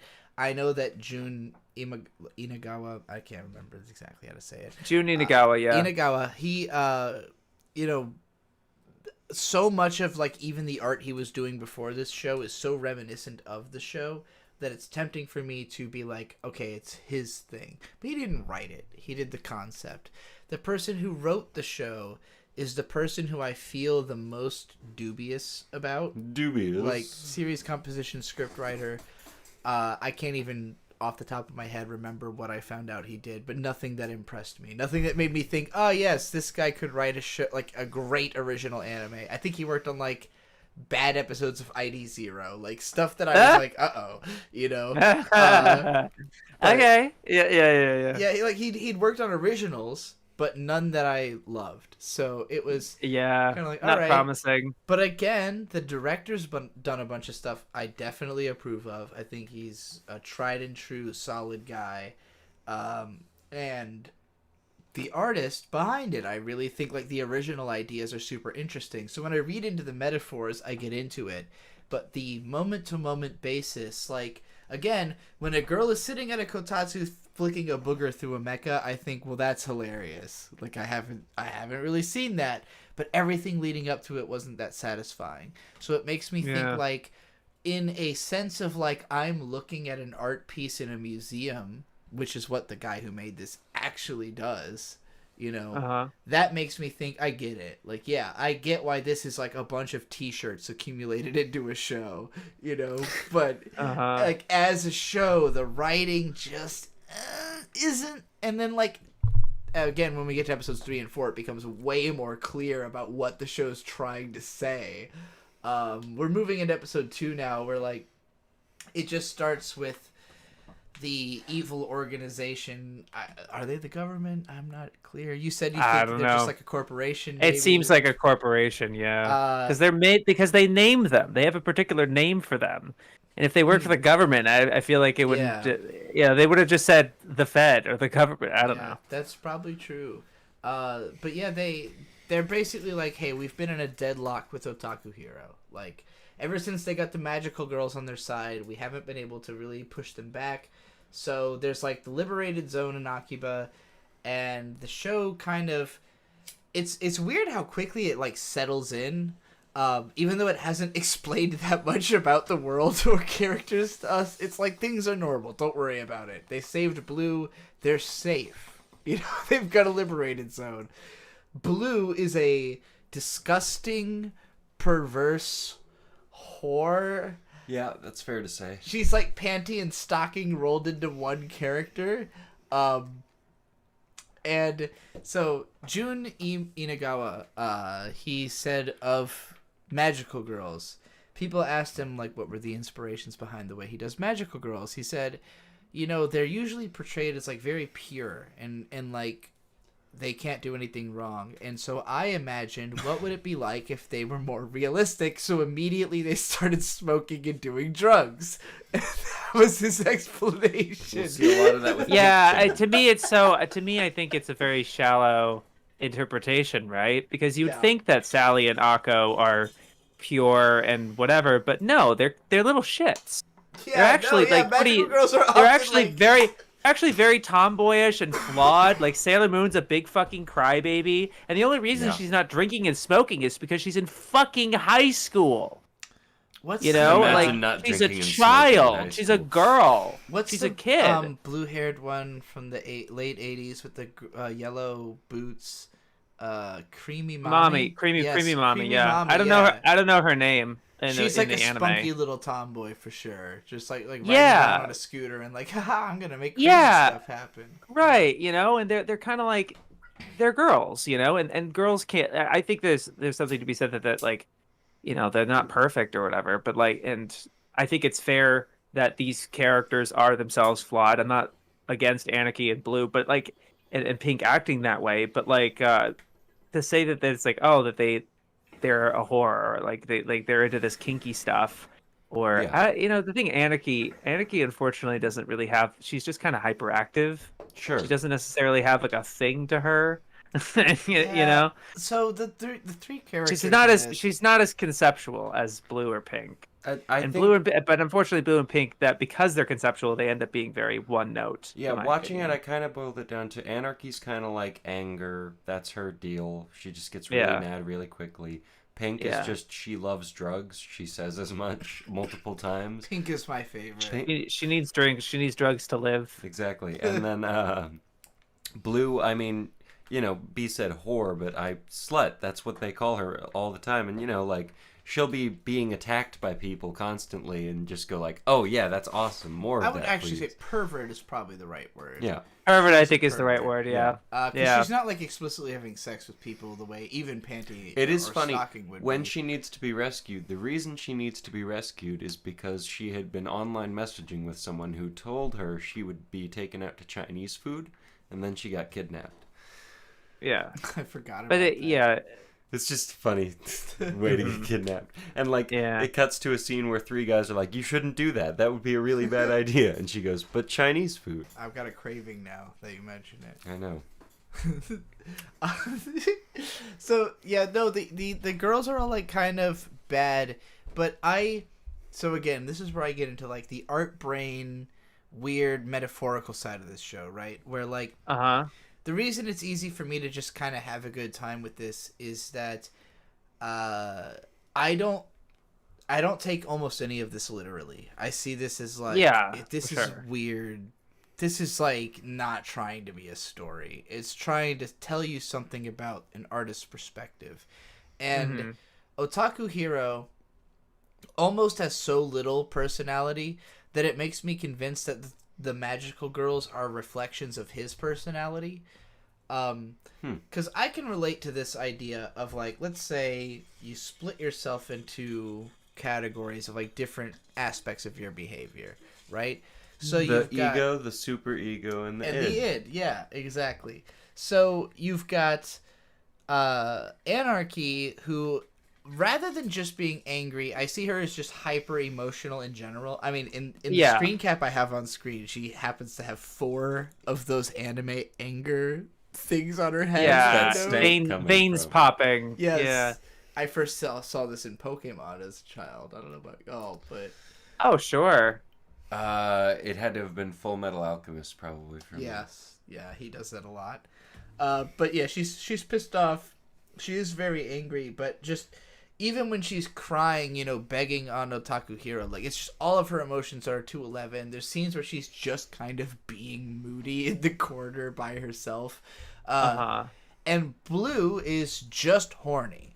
Like, always wants to fuck, always thinking like just thoughts that are wrong for the situation, but she's also specifically gross. She eats like weird pickled herring and Yeah. stuff like that. like all these like her very magical Japanese girl gross transformation food. is very specifically she opens a can of pickled fish and it like the stink covers her up, and then her skull and like spine come out of her body and turn into her scythe. The transformations in this are awesome. They are pretty cool. I have some screen caps of those too. So Light Spaceman in the chat said, seems kind of like if you tried to make Panty and Stocking or Fooly Cooly as your first project. I respect the ambition, but you know. you know. Yeah, you that's know. true. And I do respect, again, super young dude, seems like an interesting guy. Again, I think this director is a legit person. He reminds me a lot of the guy who directed Shirobako and like a lot of other comedy anime in that vein. Just somebody who clearly has like a workman-like attitude of like, I'm gonna take on all kinds of shit, manga adaptations, anime, whatever. I just want to make it funny and cool and like entertaining. Mm-hmm. And again, this works for me. I totally get why I think a lot of people fucking hate this show, especially because it takes so long to get to the point. And even when it does, it's so steeped in metaphor. The plot's not very engaging. Like, it's... rough. Yeah, but you know, it's weird. It's both shallow and indulgent at the same time. Yeah, because it feels like it's kind of like it wouldn't. It's hard to be both shallow and indulgent, I think, because like to be indulgent, you're like really deep into it and like getting all this like niche stuff, and a lot of people can't follow what you're saying. Yeah. But at the same time, what it's really talking about is very surface level of like. It just keeps going back to this idea of otaku doing whatever they want to do. You know, they just have like, we want to fight for this, like being able to do whatever we want. This show is deeply anti-fascist, deeply, being, and oh man, I kind of like hope we can just rush to episode 4 because that's where the conversation. I'm okay with talking about episode 4 because I like the episode the most for sure. Despite the bulk of it just being like a whatever, you know, swim competition thing, like kind of funny, whatever. That's true. But the actual conversation going on at one point in the background is like really interesting. I'm gonna try to get us through episode 2 as quickly as possible. Let's power through it. And this is the one that reminded me the most of like a Flip Flappers or like just a. Going to different worlds and stuff, like very. It's really episodic. Disconnected from reality because this episode. All right, we saved Blue at the end of episode 1, right, gang? Everybody, we're an hour and a half into this podcast. Everybody knows what's happening in this show right now, right? We're all on the same page. We get it. Anarchy-chan and Otaku Hero saved Blue, the other magical girl, at the end of episode 1. Now they have to save the third, which is Pink. Pink, let's just fucking get to her cult, because Pink is, I guess she would be the ego, if we're talking ego, super ego, and id. She has, like, a bunch of people just worshipping her, carrying her around on a chair.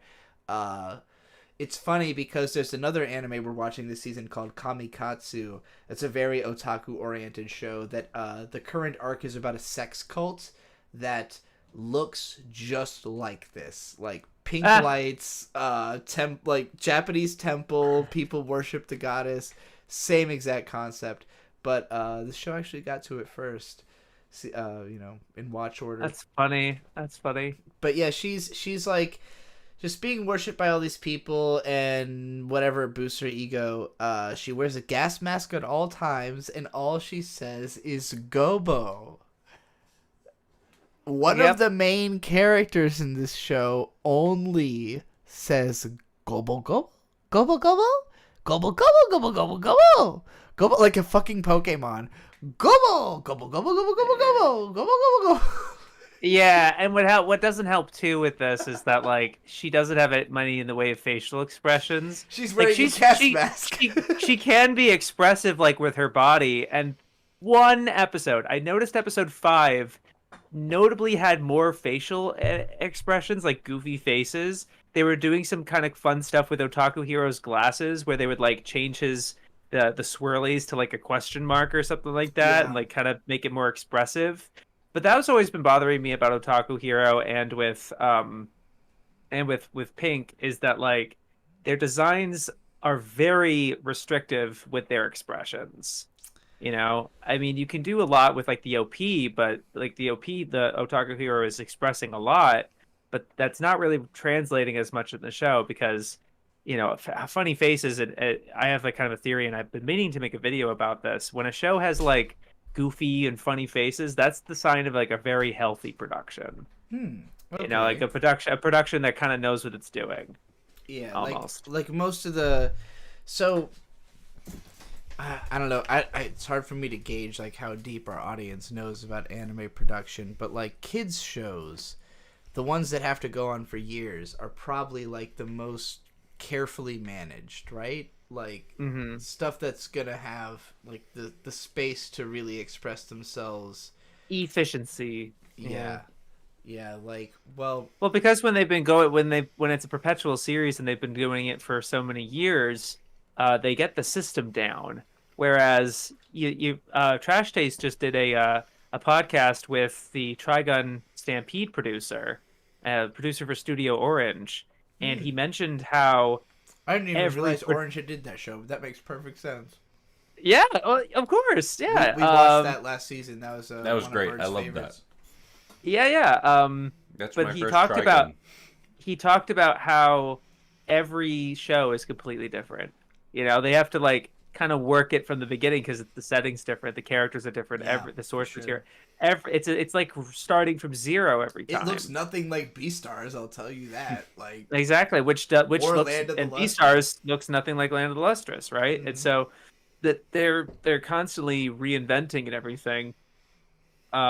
Whereas with Crayon Shin-chan or Precure or Pokemon, there's experience. There's people who have been on those shows for decades, or years at least, or if not decades.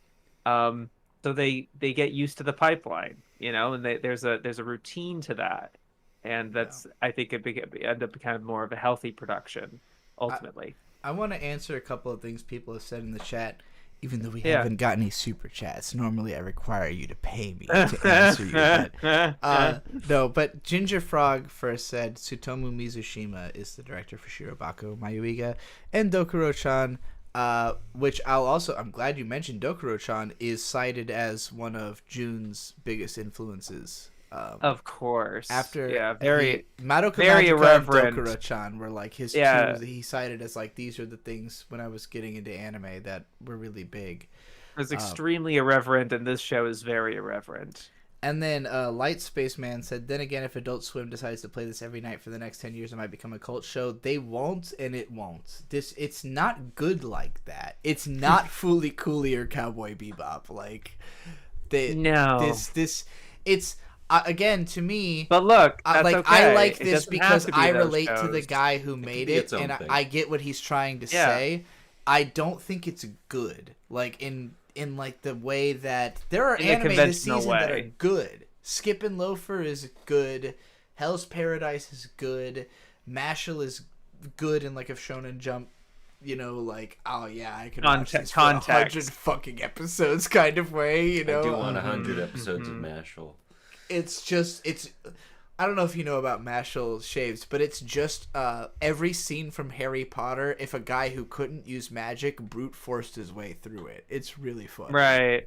Yeah. That seems more of a gag series. Yes, for sure. It's very but like Gintama but like that's Sakamoto. to me, I think that's the most successful. Like I want to make a Jump video at some point. It was going to be a section of my Naruto video, but then I realized I'm referencing like 30 different Jump series, and that would be a fucking nightmare to edit on top of what else I was editing. Having a job and regular life. Well, that yeah. that too. Yeah. But like, I want to make that video eventually to really make the argument for Battle Shonen as a genre, and kind of how it came about pretty much. And one of the big things for me is that like it has the the core fundamental of like take any fantasy, sci-fi, or regular set, anything you want, any subject matter, and gamifying it. So adding the sports genre to it and just creating a power system and rules, et cetera, et cetera. But like the real secret sauce, and Jeff Mother's Basement did hit the nail on the head with this, was gags. Gag manga is kind of the secret king. It's the secret sauce. It's really the secret sauce. If it's your hard series to do is right though, that's why like they're it so is. rare. It is, but if they're good, you get Dragon Ball, you get One Piece. I'll add this. I think you have to have gags and action because like Gintama's been huge, like you said, One Piece, Dragon Ball, but like something like, haven't you heard I'm Sakamoto, which I thought was one of the funniest things in years and was a huge hit in Japan, didn't have the success I thought it would in the US. And it's not that it was a bomb. It was fairly successful, but like people liked it that season. It wasn't like super high rated. It was a seasonal. It wasn't considered a classic, and I think it's really all because it was a comedy. Like American fans, they just won't rate comedy as highly as something that like makes them cry or makes them feel. That's fair. I kind fair. of get it, but to me, like, laughter's more valuable. I think it's easy to make somebody cry. Like, describe a dead kid. It's not that fucking hard. But we'll like, get to Heavenly Delusion. But I think to me, you know what that speaks about? To me, that speaks on Westerners not being used to cartoons making you cry. Which is ironic. That's because, true. Like, that was like a Disney thing. Well, and Western anime fans are very like, well, I hate Family Guy because normal people like it, but but like, but the fact that most Western cartoons are comedies, right? I think that anime is as an escape from that. Yeah, I can understand. But I always like bringing up the anecdote with Walt Disney, where he was like, "We've been making cartoons to make people laugh because at the beginning they were just the thing you play at the beginning of movies just to like warm the audience up as like an icebreaker, and they've never been the reason you go to the theater, and so he kind of saw the potential of animation, and the mission of making Snow White and the Seven Dwarfs was like, we've been making cartoons to make people laugh, let's see if we can make something to make that make a cartoon that gets people to cry. But and even hearing you say that, like, I don't like Snow White that much, but you know what I love? I love like Max Fletcher Popeye, Superman, like that kind of stuff. Even before like who? Oh no, I must have said the wrong name. The guy Fletcher's Superman. Yeah. No, I'm thinking like pre Popeye. Like the artists who did that cartoon and Betty Boop, that studio. Like, I'm not familiar with Betty Boop. Yeah, I know Betty Boop, but I don't know familiar with the artist. In like the 1920s, the studio that made Popeye and Betty Boop, they were like the first really massive TV animation studio, and some of their really early cartoons, like the first one that I've seen that I think is their oldest one. I don't remember. Somebody who made an analysis video surely introduced me to this, but it's like an artist drawing the character on a canvas, kind of like that Daffy Duck cartoon where he's like interacting with the artist who's drawing him. It's like that, but in the 20s, and it's as clever as meta as anything you've ever seen. So like I watched that and I thought like, okay, well this is clearly like where this all like cartoons for adults. That started here. Disney wanted to make you cry and care and like, and feel something a little bit more, which I appreciate as well. And I think Miyazaki's and also just the feat of making a feeling length film, which even them, that's crazy. They also technically weren't the first. There was like a Polish. There was like there was like a foreign film that was like technically 35 or 45 minutes. That was feature length technically, or an hour. I don't know. But like even then, it's the mission statement. It's sort of just being able to take animation more seriously as a medium, because it has way more potential than what they were letting on, and has a lot of power, I guess. Max Fletcher is Betty Boop. Thank you. Yes, okay. and Out of the Inkwell is apparently the cartoon I'm referencing. Thank you, Old Contemptible and CB. That's great for all that information. But yeah, in Magical Destroyers. Yeah. Anyway, and I think again, I really want to emphasize, like, the reason this conversation is going so deep. It's not that the show is necessarily deep, but I do believe that, like, the creators of the show know all these things we're referencing. Like, they are pulling from this well of influence. It's just, I don't want to be too hard or too nice to this show. I don't think the average person, like, should enjoy it. It's not made for everybody.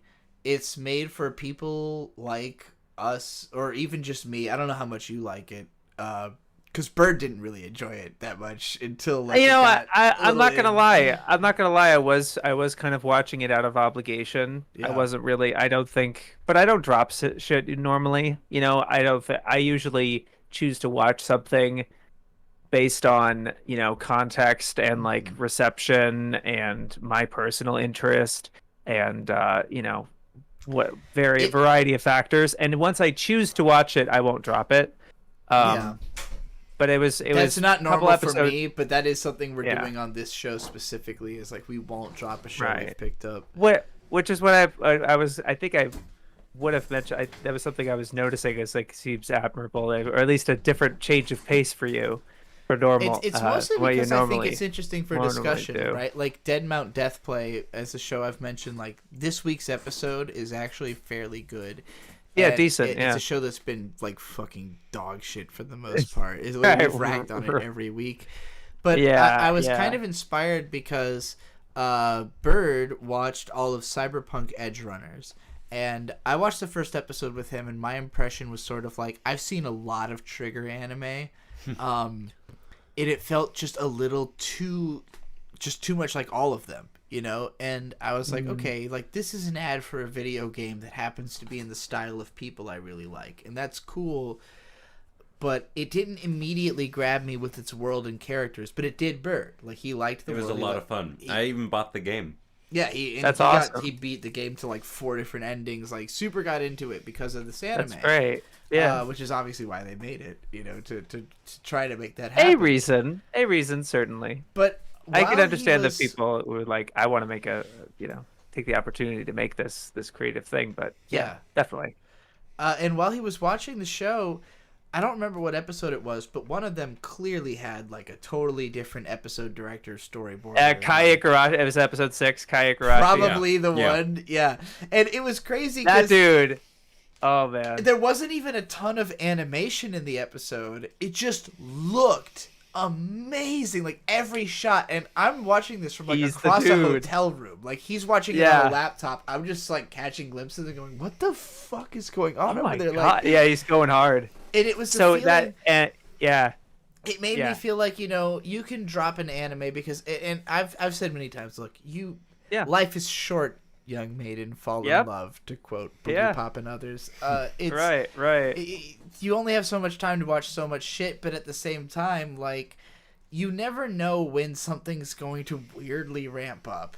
And this was a show, Magical Destroyers, I was so hoping that would happen, and it kind of has, although it's kind of fallen off too. It's got a couple, you know, we have a couple episodes left. I'm still waiting. I'm hoping that it embraces the aesthetics or the iconography of its OP that don't have to mean, it doesn't have to mean anything, but it's striking. It's a captivating image. Like the shot of the bad guy, it, like, standing knee deep in water with an umbrella. Like, that's a great shot, you know? But, like, I'm waiting for him to have that sort of presence or that iconography to him. But, like, I think he had it a little bit. There was, like, a weird scene where it wasn't clear if it was during the flashback or whatever when he's talking. And this kind of... He's talking to Otaku here. Sort of there. Sure. You know, and the show that I'm going to be talking about in my next video, it's sort of it's like that, where they're just taking basic kids story, like Three Little Pigs, Beauty and the Beast, whatever, you know, like world fairy tales. Yeah. But it's about the execution. It's about, like, how every shot looks fucking gorgeous, you know, or like the character designs or the art direction, and it's the execution of the art. I mean, that's Disney and Miyazaki in the first place. Like, all just adaptations of fucking The Little Mermaid that look prettier than the ones you've imagined before, you know? Yeah, better than Toei, or whatever. Oh, No, yeah, but they did do that, didn't they? they did do that. Yeah. No, It wasn't that great. I couldn't finish that one. Fuck. But Kai Igarashi, the Cyberpunk Edgerunners guy, yeah, definitely. I'm waiting. I think all of us are kind of waiting to see when they're going to give him a full series when he's ready for that.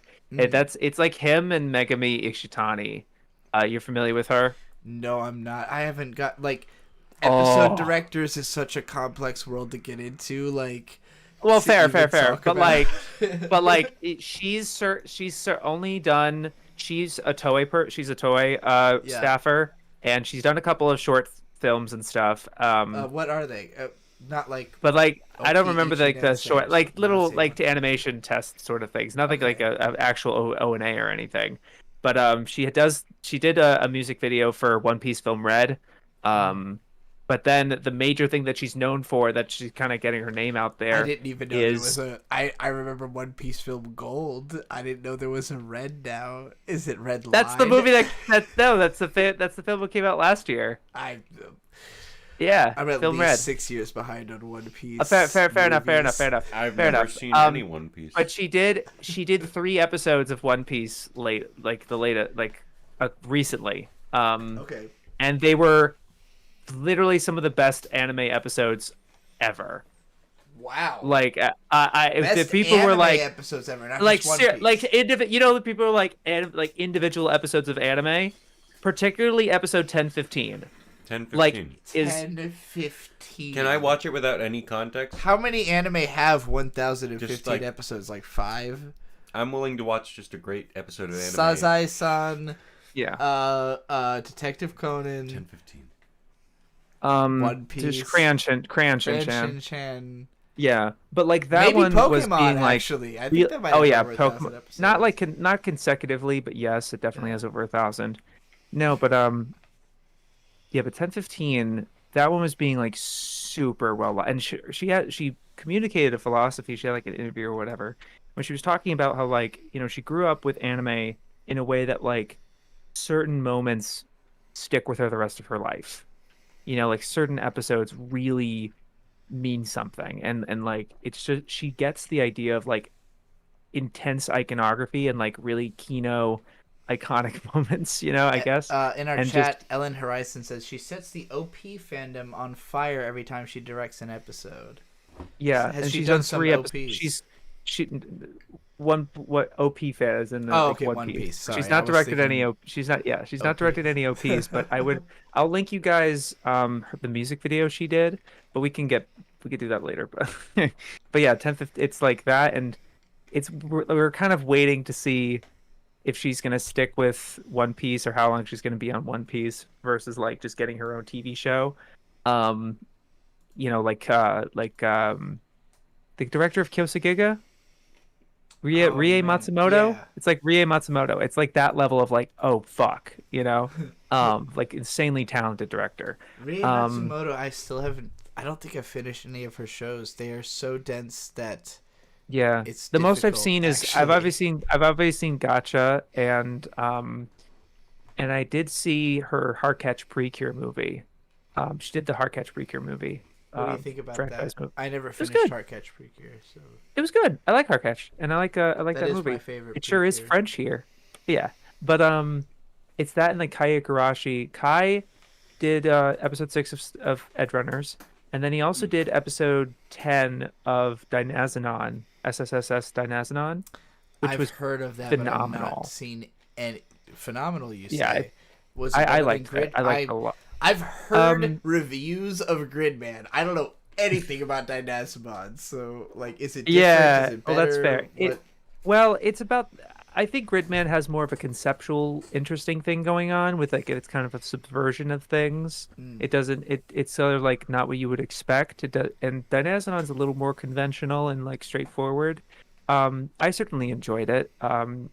It's pretty well crafted. It's the same staff, and now the movie that's coming out is a combination of the 2 casts. It's like the universes are kind of combining. It's so fascinating to me when I see like an IP evolve over the course of like 8 years that I'm like not paying attention to it. I'm like, I guess people really liked that. But I do remember like Manime like making a big deal out of how good Gridman was. So definitely a man mode. Yeah. man mode. Sorry, that's no, I said no, for Manime, sure. But that's a whole different. That's just a concept. He hasn't even seen Dynazenon yet. That's hilarious. But no, but like yeah, Akira Amamiya is the guy who did those two shows, and he was also the director of one of the best animators at Trigger for sure.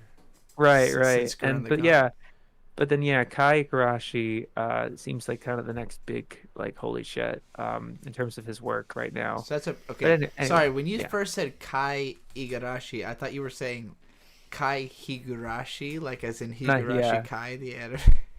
Yeah, Ikarashi, like I think that's his name. I could be wrong, but it's like Kai Ikarashi, something like that. All right. Anywho, I have to return to this. Yes, please. Stupid magical girl anime. The reason we're so distracted is episode 2. It doesn't make any sense. It's very straightforward. Look, the thrust of this episode is they go inside of Pink's mind.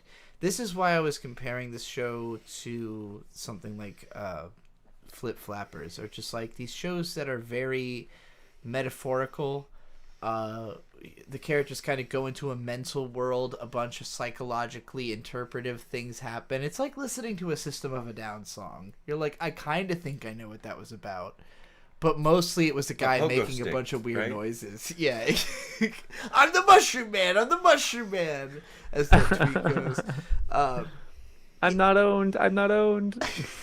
It's just that feeling of like, this all seems very meaningful. Like inside of Pink's mind, there's a bunch of like cultists. What did you say? Cultists, like her followers. Well, no, they're like a hive mind. Those people actually existed, but like they literally go inside Pink's brain, and inside of there's all these like generic people. It kind of reminds me of the Maria Hollick OP from Shaft. Not many people know what the fuck I'm talking about, but like.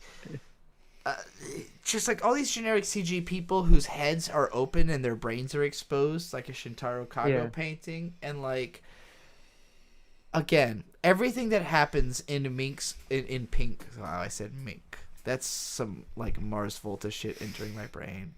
She was a mink hand job and sarcophagus heels. That's what this feels like. It's all metaphor. It's all weird shit. I don't get it. Like, the whole episode is, we went into Gas Mask Girl who only says Gobo's brain. Gobo. Gobo. I love the gimmick. Like, the fact that the voice actress, so all she's saying is Gobo, but she's saying it to the rhythm of what the actual dialogue what it would be in be. Japanese. Yeah, because the blue always translates for pink, and, like, they say it with the same cadence, so you get the feeling like, okay, she's just literally saying like syllable for syllable the same thing she would be in Japanese, but with gobos instead of words. Gobo gobo gobo gobo gobo gobo gobo gobo gobo gobo. Like a Pokemon. It's stupid. The show is very stupid. It's not that deep. But like, I don't know. I feel like when I was younger, when I was first getting into anime, I really thought that like every aspect of what happens in a show had a lot of thought put into it. Like somebody had to sit down and think like, I'm going to do this, and it's for this reason. Because that's the way I think. I could never think that. One of my first anime was Black Butler. Yeah, well, that show's pretty wild. And I've never gotten very far in it because I couldn't understand the logic behind it. I was like, what's going on? He's a demon. They're demons. Come on. It is actually kind of like this show in that it's very aesthetically driven. It's like it's about being the type of show that it is. It's not about that the plot is super interesting or the characters are super deep. It's like, do you want to see like badasses in Victorian outfits murder people for being assholes? You know, like that's the show. And this show is like, do you want to see, like, otaku at war with fascism and also, like, bridging the gap between young and old otaku, which really only happens in one episode, but it is the most interesting thing that we will It is a pretty good episode. Before too long. But yeah, like, when you're in episode 2, this is where I really was like, okay, this is like all metaphors. It's all weird shit. It's like, I hope this show makes sense at some point. Because anime like Flip Flappers, I usually drop those. Like, I get 2 episodes in, and I usually go like, oh, it's really cool that you guys have a bunch of neat ideas that I don't understand, but I don't have time to, like, think about this all day. You know, like, I like my anime to be somewhat direct. I like weird shit to happen. And, again, that's why I ended up liking this show for a few episodes. We're just gonna fucking motor through episode 2, like... we see Blue's transformation sequence for the first time in this episode, which is a real trip. Like, Ocean Man. yeah, the journey to the center of the globe is a real trip. The red girl has a fairly normal magical girl transformation. Yeah. Blue's is like her face is getting multiplied, like at the last episode of Space Dandy. Her skull and spine get ripped out of her body. Yeah, it's like all kinds of crazy Guro shit. By the way, her weapon is like a scythe, but it curls all the way in on itself to like a full circle. It's like the Nightmare Before Christmas hill. Yes. That's exactly what I couldn't remember. Do you think it'll unfurl? Couldn't figure out why it reminded me of Nightmare Before Christmas. I'm glad you figured it out. It's the fucking hill. Yeah, like you'd have to like slot it over someone's head very specifically before you pull to like make the blade work. I think it's meant to be more of a staff because it also has a big eyeball on it, and Red keeps calling her a witch. Yeah. So I think she's like a magician of some sort. I don't like her outfit that much. No. As a magical girl, I think she Pink has the worst outfit. Pink is by far the best, and we'll see her soon. And her transformation's the best too. But I do like how weird Blue's is. Like, she goes at the end, like, okay, all this trippy stuff happens. Her outfit doesn't change. She's just, like, naked, and then she gets into a coffin, pops out, and she's in her outfit. Like, there's no, like, building towards it. She's just in it at the end. Mm-hmm. All right, I gotta go to the next slide. Oh, Jesus. Yeah, here's what I was talking about with all the, like, just pink people with their brains open. And again, like, I'm a big fan of Guro, Ero Guro, weird Japanese pop art. Like, this is why I'm more interested in Jun Imagawa than I am in the show. Is that, like, I would follow this dude. Like, I do now. I do too. On Instagram, and I will on Twitter as well. Like, I think he's a great artist, but I do think that those images have almost as much impact, like being on a shirt, on like a poster, as they do being an entire fucking show where like it doesn't add that much. Like, I don't think the point is made better by this show than by a shirt that literally says, "This magical girl kills fascists." The show is the same thing. It's magical girls killing fascists, but like you got the whole point from the t-shirt. Nonetheless, there's a lot of otaku representation, and like, I don't know, it's weird for me, right? I'm older than the guy who had the idea for this show. I'm probably not older than the actual director, who's been around for a little bit. But like, Jun Imagawa is, again, he's 24. So I look at it as he's looking back at all of otaku media right now in the way that I did when I was 24, when I was launching my anime discussion career and like really getting into all this, and having, instead of the reaction of like, I'm going to talk about these shows directly, like I'm going to make something inspired by all this. I'm going to make something that's like what does all this say to me?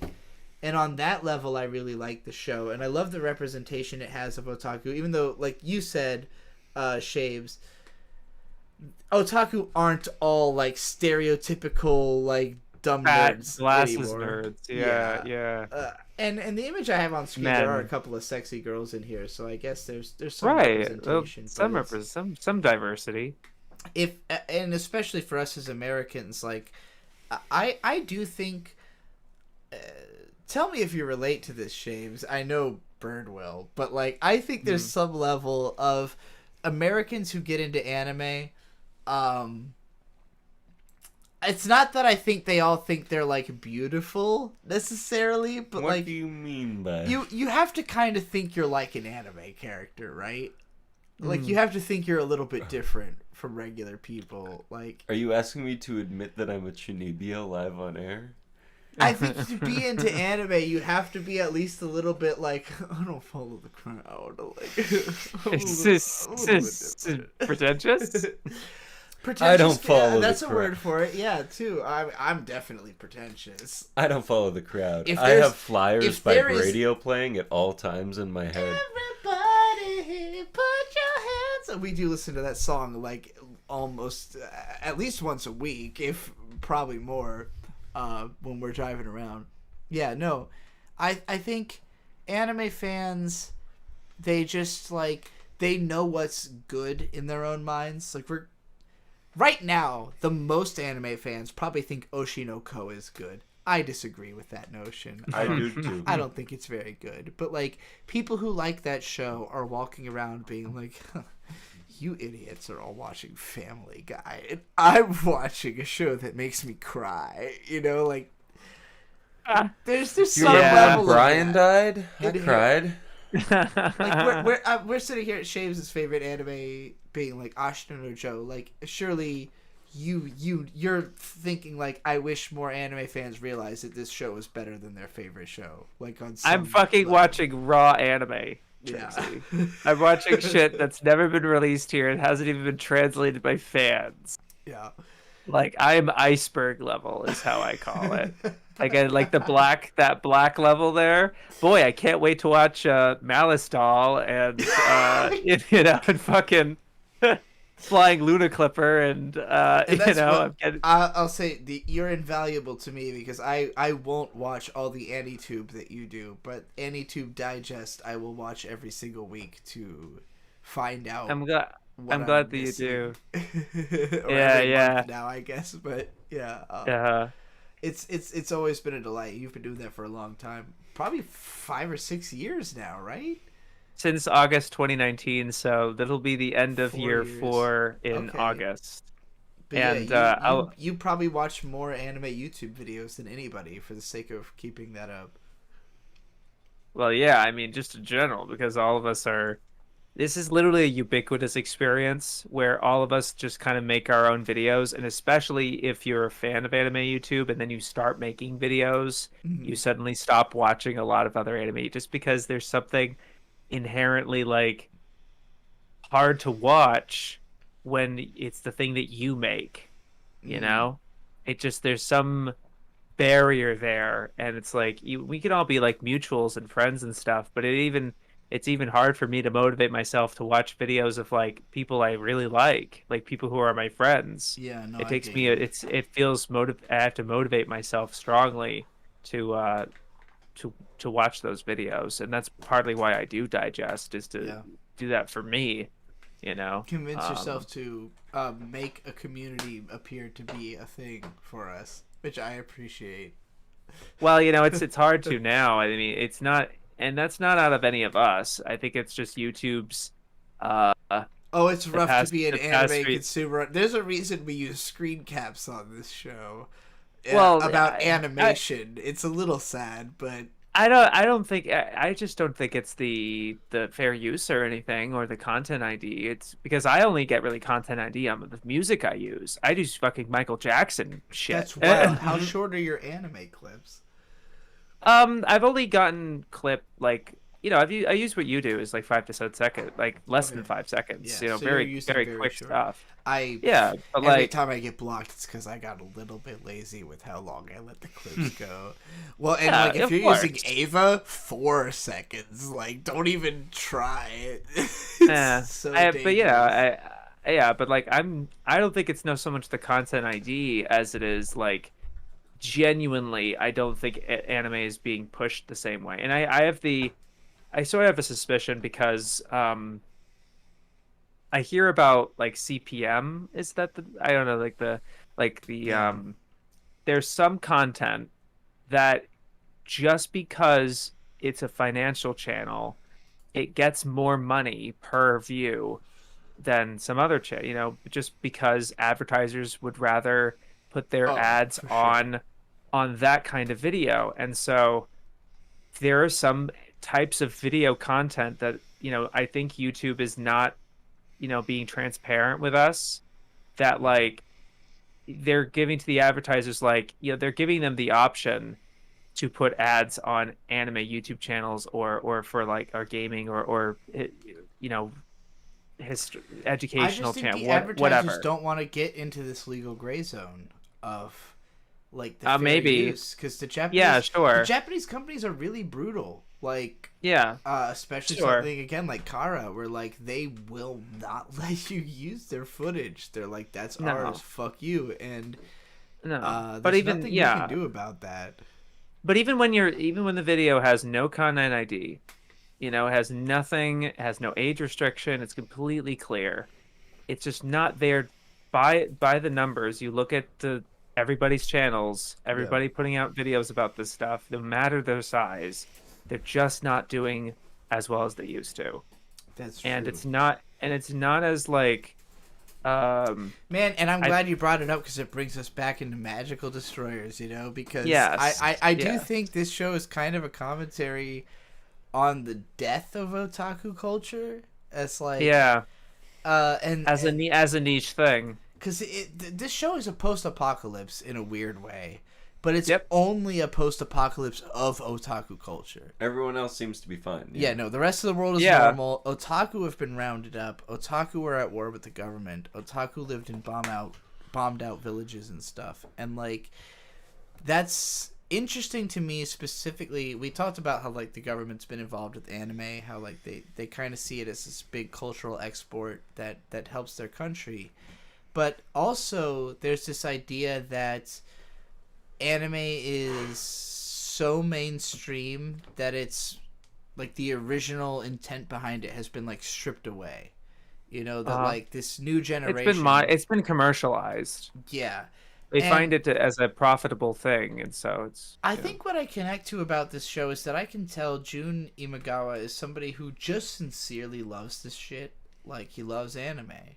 He got into it when he was young. He's loved it. He started drawing it at some point. It made him a bunch of money, and he just went all in on it and was like, "Yeah, otaku culture's cool." And like, he talked about having seen like not Madoka, Melancholy of Haruhi Suzumiya, and like the major anime of the year the show literally takes place in. But again, that dude would have been 9 or 10. No, when Haruhi came out, he would have been fucking 7 years old. That show came out in 2006. So, like, this dude was watching all of this with the perspective of, like, this culture already existed before I was born. I came up in a period when I was 15, 16 when those shows came out. So, to me, it was, this is the culture that's happening in Japan right now. And even though it doesn't affect me too directly, because I can't go to Comic-Con and buy comics, I can read all the scans as soon as they hit the internet. Like, I'm shit, I just dropped a beer. Oh, fuck. I'm not so far removed. Sorry. Perfect. Crisis averted. Yeah, I'm not so far removed from the culture that, like, I don't understand what's going on in Japan. Especially around that time. And again, I do think otaku culture was kind of at its height in the late 2000s, where, like, after Sword Art Online came out, it's weird to single it out because I made a bunch of videos about it, but it really was such a big deal. I think it, like, created, like, a new wave, like, of anime fans that had a different... It's all incremental, because Madoka had its own boom, and then Attack on Titan was shortly after Attack on Titan was shortly after SAO, and then One Punch Man was shortly after. Well, not too shortly; it was 2 years or so.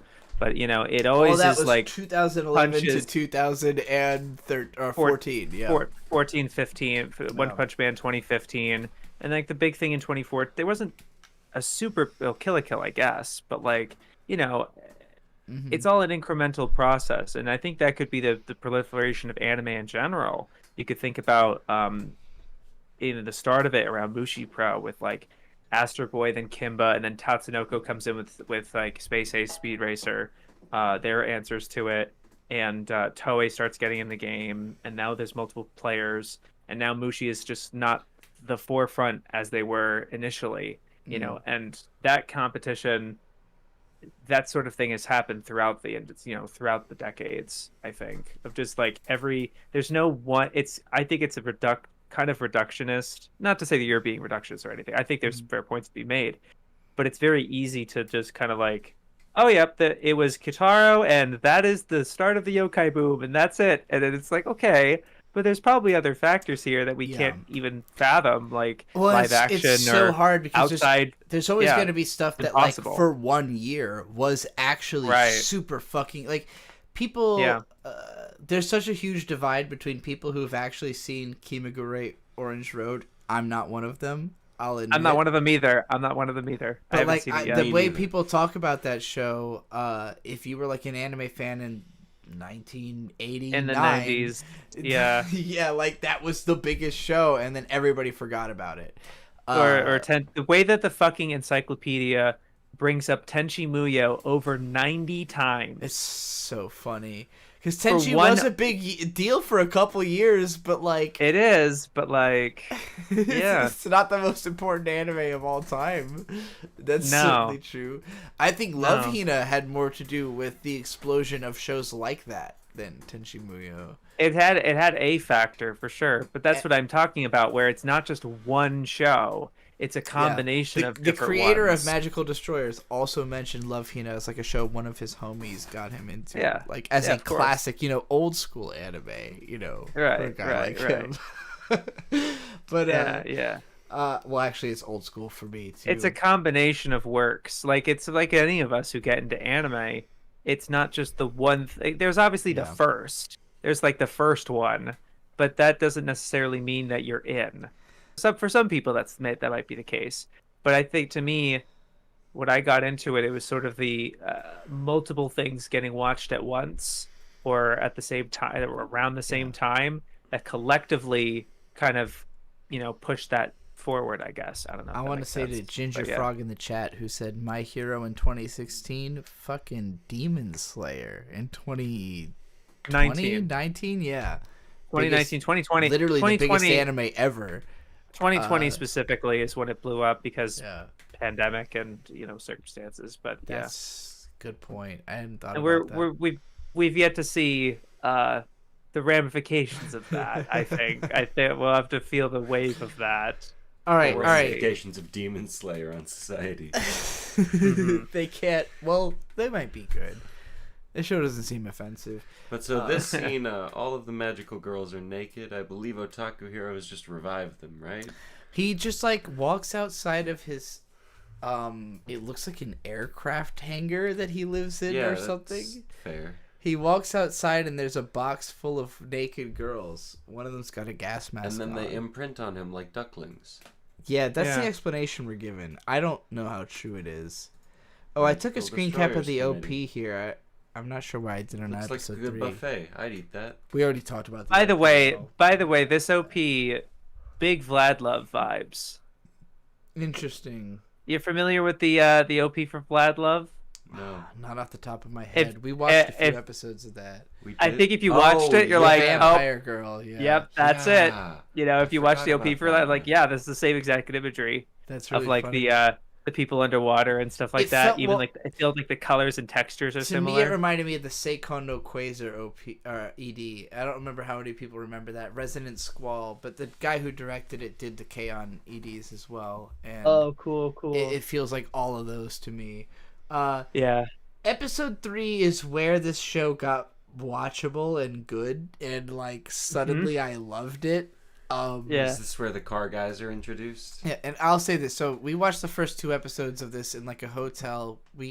Bird and I have a normal job. We work a all-day, like more than 40 hours a week job on top of doing this. So when the anime's not good, it can be really rough. Like you get off of a hard day of work and you try to watch a shitty episode of anime, you're like, I don't fucking care at all. Talk about the anime not being good. We're about to be on the road for 4 months. Wait till the internet's not good. Oh god. Yeah, just if this show's not on time next week, it's because we're in Iowa in a hotel, but or Missouri, we're on the road for work. So until this show makes us $5,000 a month. We're not quitting our day jobs.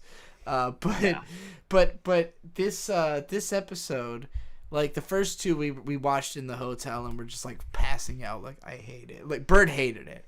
I thought was not a fan at all. I saw potential and I wanted to know why it was like how it. I wanted to know why it was greenlit. Now that I know that the guy who invented it is like a popular underground artist, I totally get it. It's obvious. I don't think the show's a success. I think the show's probably a failure. But I think that I understand why a producer would see like an up and coming popular DJ artist and go like, yeah, you can have your own anime. Like, I hope it's a cult hit. Itself. I'm enjoying it. I loved episode 3 that we're about to get into. And a big part of it is it introduces itself. They use the word cringe-mobile in the subtitles. Referring to Itasha, which what is wrong with sexy girls on cars? If you're a big anime fan, if you've been to conventions, sometimes they have Itasha there at the bigger conventions. There you go. Ginger Frog was Kenichi Kusuna is the director of the both OPs for Magical Destroyers OP and Vlad Love's second OP. Oh, it's the same guy. That's amazing. Same guy. That makes total sense. Of fucking course. Yeah. Ain't it funny how it works? Ain't it funny how it happens? Ain't it? Ain't it funny how it works? Someone's always got it worse. That's true. And unfortunately, it's the animators of Oshinoko. Because they have to put all those details into those fucking eyeballs.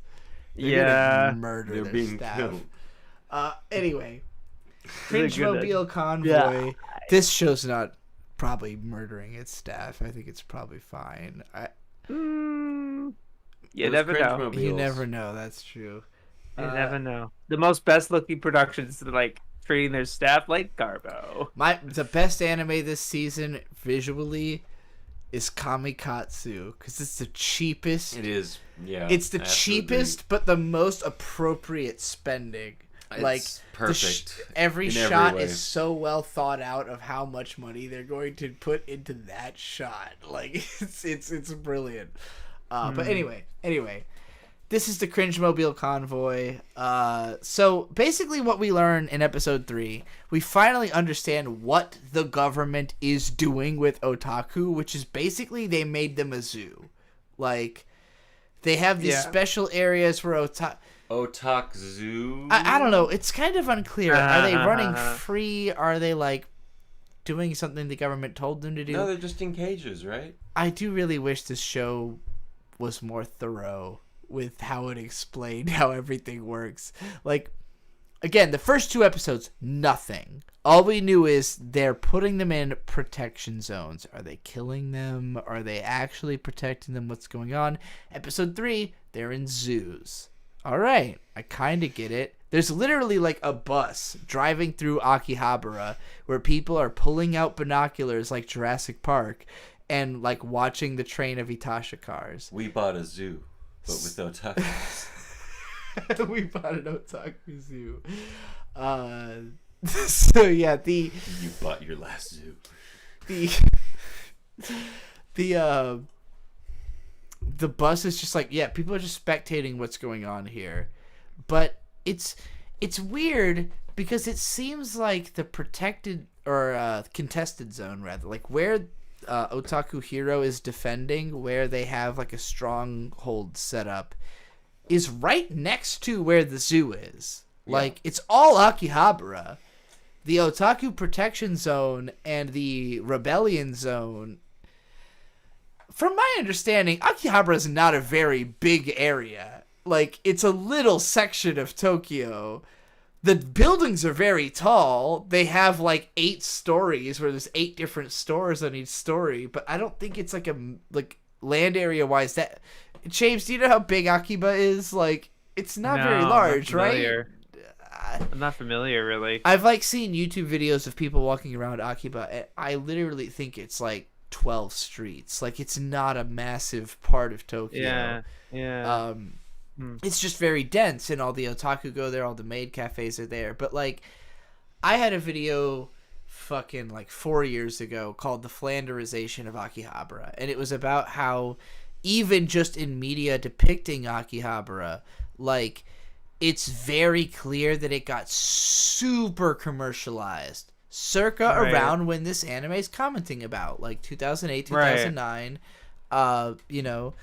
Bird is showing me Akihabara on Google Maps. It's fucking tiny. Yeah, it's a little square of Tokyo. Like, you could reasonably explore all of Akihabara in a weekend.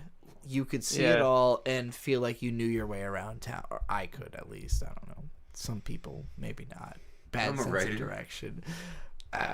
More than a writer, I'm a traveler. But in this case, yeah, Akihabara, I've talked about, it's not how it used to be. And if you watch clips of people walking around Akihabara circa like 2020, it's all ReZero ads. Everywhere you go, every building is like... Is that a bad thing?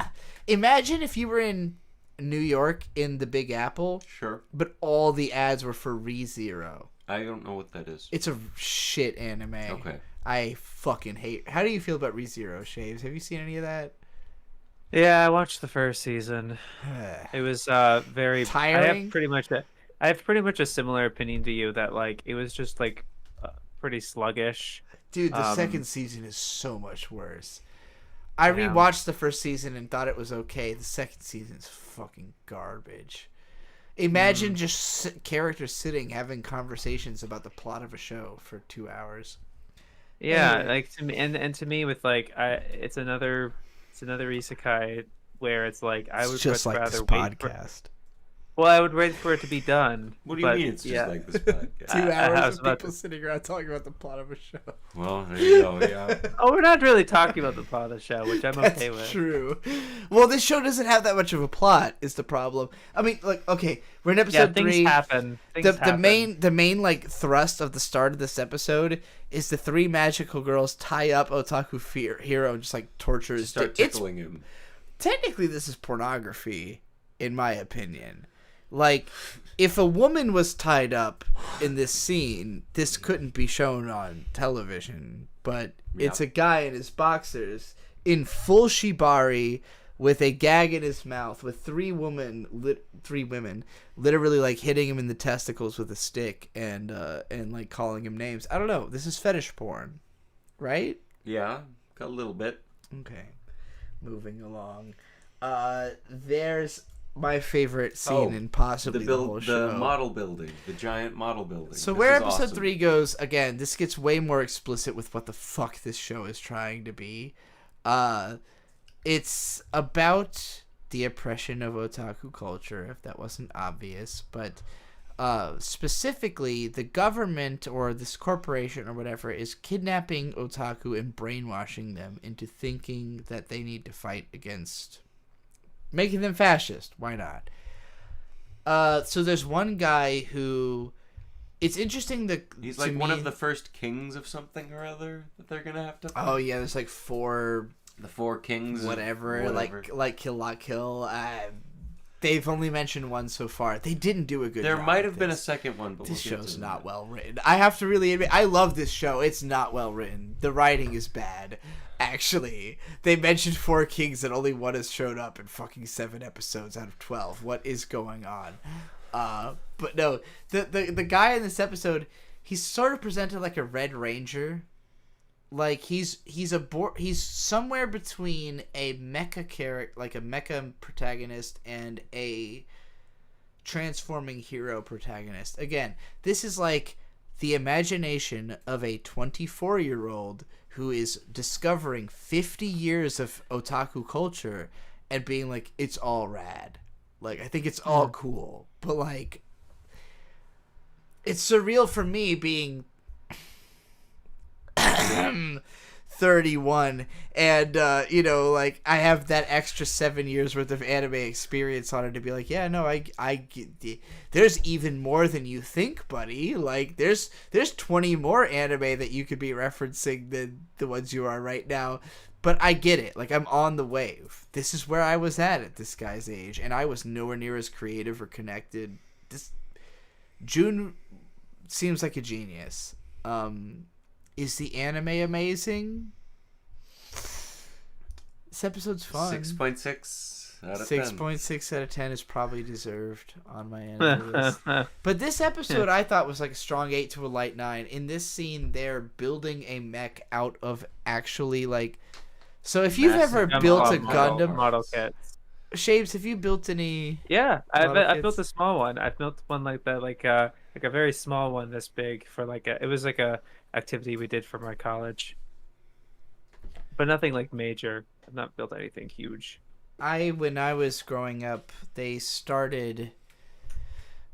It's always been inconsistent in America, I grew up in Virginia Beach, which is the 41st biggest city in America. It's not a city that's like gonna get all the cultural imports from around the world necessarily, but when I was growing up, Gundam kits could be bought in hobby stores pretty easily.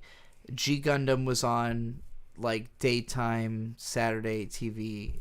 Gundam Wing was fairly popular, so like Gundam was just big enough that low grade model kits were in like conventional hobby stores, which kind of have disappeared in the 2000s, like comic stores, like smaller comic stores. It just so happens in Virginia, in the Virginia Beach area, there's a place called Trilogy that goes to a lot of like the East Coast anime conventions and has like a huge selection of shit. So I grew up with like access to ridiculous amounts of model kits that you wouldn't find normally in America. But I didn't own a ton of them. My brother Victor did. So basically, like I have an amount of experience with model kits, but neither of us ever got to the point of like putting decals on them and spray painting them and like all the really advanced shit. Yeah. This scene is like a mech, an actual mech that will be used in combat, is being built out of giant gunpla pieces of like the scissors, The not even sandpaper. scissors. What would you call those? Clippers? Pliers, like carefully removing or no, each clippers piece. is like wire cutters. Yeah, wire cutters, sandpapering the pieces down, like hitting them with spray, and like without getting into detail, I professionally put stickers on things, so it was funny seeing that happen to Gundams and being like, oh, I didn't know that's how they did that. I feel I could more confidently build a Gundam than ever before in my life at this point. I know how to put a decal on a car. I could put one on a Gundam. When I was a kid, I never fucked around with like any of that shit. Like we would build the Gundams, they would look like shit. I didn't have no fucking sandpaper. I didn't know how advanced you were supposed to be. I was 8, god damn it. We were all 8 once. I had Gundams then. And shout out to Cozy who gave us a $5 donation. Yeah, Cozy's cool. Love that guy. So Magical Destroyers episode 3, the Gundam is built. There's a whole Ava sequence where like he jets off. They with put jetpack gas in in his ass. Yeah. They like fill his asshole with gas so he can fart his way across like the sci-fi stadium up to like a gate. Like, God, it's hard to describe what makes this episode great, but the robot is built of gunpla pieces and then farts from like the construction point to the edge of like a warehouse where like 4 or 5 like wire gates open up like Evangelion, and then it just walks out. Like, Yeah. Like it jets across the facility and then walks out into the populace looking exactly like Ava 01 but with like a stupid meme head. And, like, waving at all the other guys. They're like, yeah, ganbatte! Like, I loved this episode so much. This episode really won me over on the show. And it's not even that anything complicated happened. It was, every image was fucking hilarious. Like, and... I think it was good. I think it was the most, like, compact and, like, focused episode. For you sure. know? And it was that, clearest about what the point was. Like... Yeah. That it was going to be like a lot more direct, a lot more funny, fetishistic on purpose. Like again, episodes 1 and 2 felt like almost too psychological, like they were trying to say something really deep, but because the characters and plot are so shallow and nonsensical, it didn't resonate with me. This episode, like seeing the gunpla get built, seeing the robot fart its way out to a build, the robot finds the building where the main characters are at, crashes its head through the side of the wall, and what it sees... like curtains, and it sees them tickling him. Yeah, and he's just sticking his head through the curtains, and they go, oh, that's a big one. The magical girls have tied up Otaku Hero and are, like, sexually tormenting him in Shibari, and the robot shows up, sees this, and goes, I've been training for months to fight these people, and this is what I show up to? Are you kidding me? Yeah, like, what has my life... What is the purpose of my existence? That was, like... That's postmodernism I can get behind. Like, this... To me, this show is, like, ridiculously postmodern. It's, like... Again, somebody who's looking at, like, 60 years of history as somebody who just discovered all of it. And 24... Like... Okay, the artist is young, but, like, he's been into anime since he was in middle school, right? So it's a decade of learning about anime, but anime is a 60-year endeavor that I still feel like I'm learning about, you know? Like... Well, yeah, that's what I love about it, is that, like, there's no bottom. And yes. I've had this idea about, because as I'm reading the encyclopedia, right, they really think that the encyclopedia, and I understand that it was valuable at the time, where just getting the synopsis of what these shows were about was valuable, but I really couldn't care less about what like what the show is physically about. I've become much more interested in the context. What is its significance in the broader medium? You know, what did it add to anime when it came out? Right. Yeah. What was its significance to the people who made it and the studio that made it? Like, this was their first time making a show like this, and it was influential in this way. Or you know, what did it go on to try? Or what was interesting about it? What was its adaptation situation? Man, it's so unfortunate to think. Like you said, to the bottom of it. They probably wouldn't have liked this show, you said, right? Like the anime encyclopedia writers. I don't know, just because they're very they're boomers. Yeah. That makes me sad because they're British boomers. To me, like, what makes this again, I don't think this is like an maybe amazing show. Maybe they'd like it. I don't want to put it past them, but like, with all the stuff that I think it's rough. I think this is a hard show to like. Like, there's a reason it doesn't have a great score, and I wanted us to talk about it for a really long time, as we have, just because, like, nobody else will. This is not a show that's going to get massively discussed, and I think it's going to filter a lot of people in the first 2 episodes, and that's deserved. They're not that great. Like, I was super interested in it from an art perspective, and I didn't even look into the artist who made it until we were, like, actually enjoying it by, like, episode 4, and I went, like, okay, what is this? Like, why is it good now, like I hoped it would be? And that was a far-flung hope. Like, again, this was recommended to me by people saying, the show's not good, watch the OP. So I thought it would suck. And then somebody told me it has good and bad episodes, like, right before I saw this one, and I was like, you're right, like, episode 3 rules. But it's just because it's so straightforward and irreverent and funny. Pink has her first magical girl transformation sequence in this episode. I loved it. She, like, has a bunch of ethereal pink women surround her, and they have different, like, values, I guess, on them, and they transform into her clothes. And it's also... I thought it was clever the way that they keep her saying Gobobo and everything. Go. And like, Blue doesn't have to interject. Yeah. Like, Blue doesn't have to translate for her. They just use text. I think that was really smart. I liked that too. I think that was a good detail. I think so. In Madoka Magica, it only happens in the OP, but, like, there's a bunch of, like, Madoka grabs, like, it's like clones of herself almost that, like, grab onto her and form her dress. I think this is a direct reference to that, where it's like these, like he said, they're just like CGI weird, like, again, Maria Holic OP, like, clone CGI people who like turn into her outfit, and they have their heads are open. From a fucking artistic perspective, I love this show so much, and like, man, we talked about already. Anime fans tend to like the dramatic, like stuff that's gonna make them cry, stuff that's the opposite of like Family Guy. I love this show because I am the type of person who, like, my favorite thing is to go on Twitter and retweet like 25 weird, cool, edgy, schizophrenic pictures in a row. You know, so like, this show for me, it's not that I think it's great. It's that image for image, I'm just like, that looks cool. That looks cool. Oh, that was a cool transformation sequence.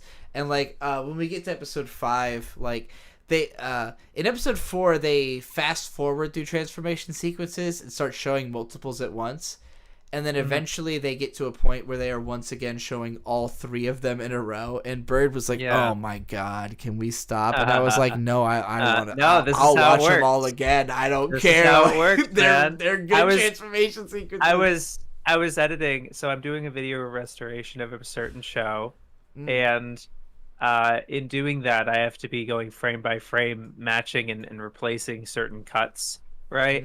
And I have it's a show that has bank sequences, and I was realizing how different they all are, but like the casual viewer might not have noticed that they were shortened in this and that way. And I was thinking about, it would be interesting to have a rumination on different transformation sequences and how, like, if you have one that is one unbroken shot, that's long, it's hard to cut away. It's hard to shorten that. It's hard to cut that in places. Whereas if you have the bank sequence like the ones I was doing, it was made up of like 4 or 5 different sequences. Yeah. And it's very easy to just slip out of one of those or cut one a little too early, a little earlier or later. Every single part of the transformation. Abbreviate it, and it's animated in a way that you can cut those first few couple seconds off, so long as you keep the core part, like the image that the audience is going to remember, so that the bank sequence is as flexible as you need it to be for the storyboard, for when you're timing the episode, you know. Because that's ultimately what the bank sequences are for. And the bank sequences are from like Astro Boy, you know, when they had like they had this idea where like, if we just had anime is flying, possible, actually. Yeah, literally, yeah, in a way, in the way that they in the time that they're able to make it, for sure, or cell counts and stuff like that. Yeah, so I thought that might be an interesting rumination, but just a thing that you know, just seeing it fast forwarded is a very fourth wall breaking type of thing, right? Because it's very like the audience can tell that this is like being sped up, but there's more subtle ways that they can abbreviate bank sequences, I think, which is interesting. Just a point I wanted to bring out. In the chat, Light Spaceman says, I don't know, as a big Adult Swim fan, when someone tells me something is dumb and bad, I wonder if it's really bad or if the creator just wasn't trying to make it conventionally attractive or cool or sensible. That is this anime, for sure. Like, if you like weird Adult Swim shows that, like, a lot of people fucking hate because they're not conventionally good, you'll probably love this. Yeah. This is along those lines, totally. Like, it's pure artistic expression. It's got, to me, the underlying messages hit hard. Like, just as a person who literally lived through otaku fandom as an outsider, like, I'm an American. I don't know Japanese that well. I've never been to Akihabara. The most I've been in Japan was 2 hours on a flight transfer on my way to the Philippines. I am not from there.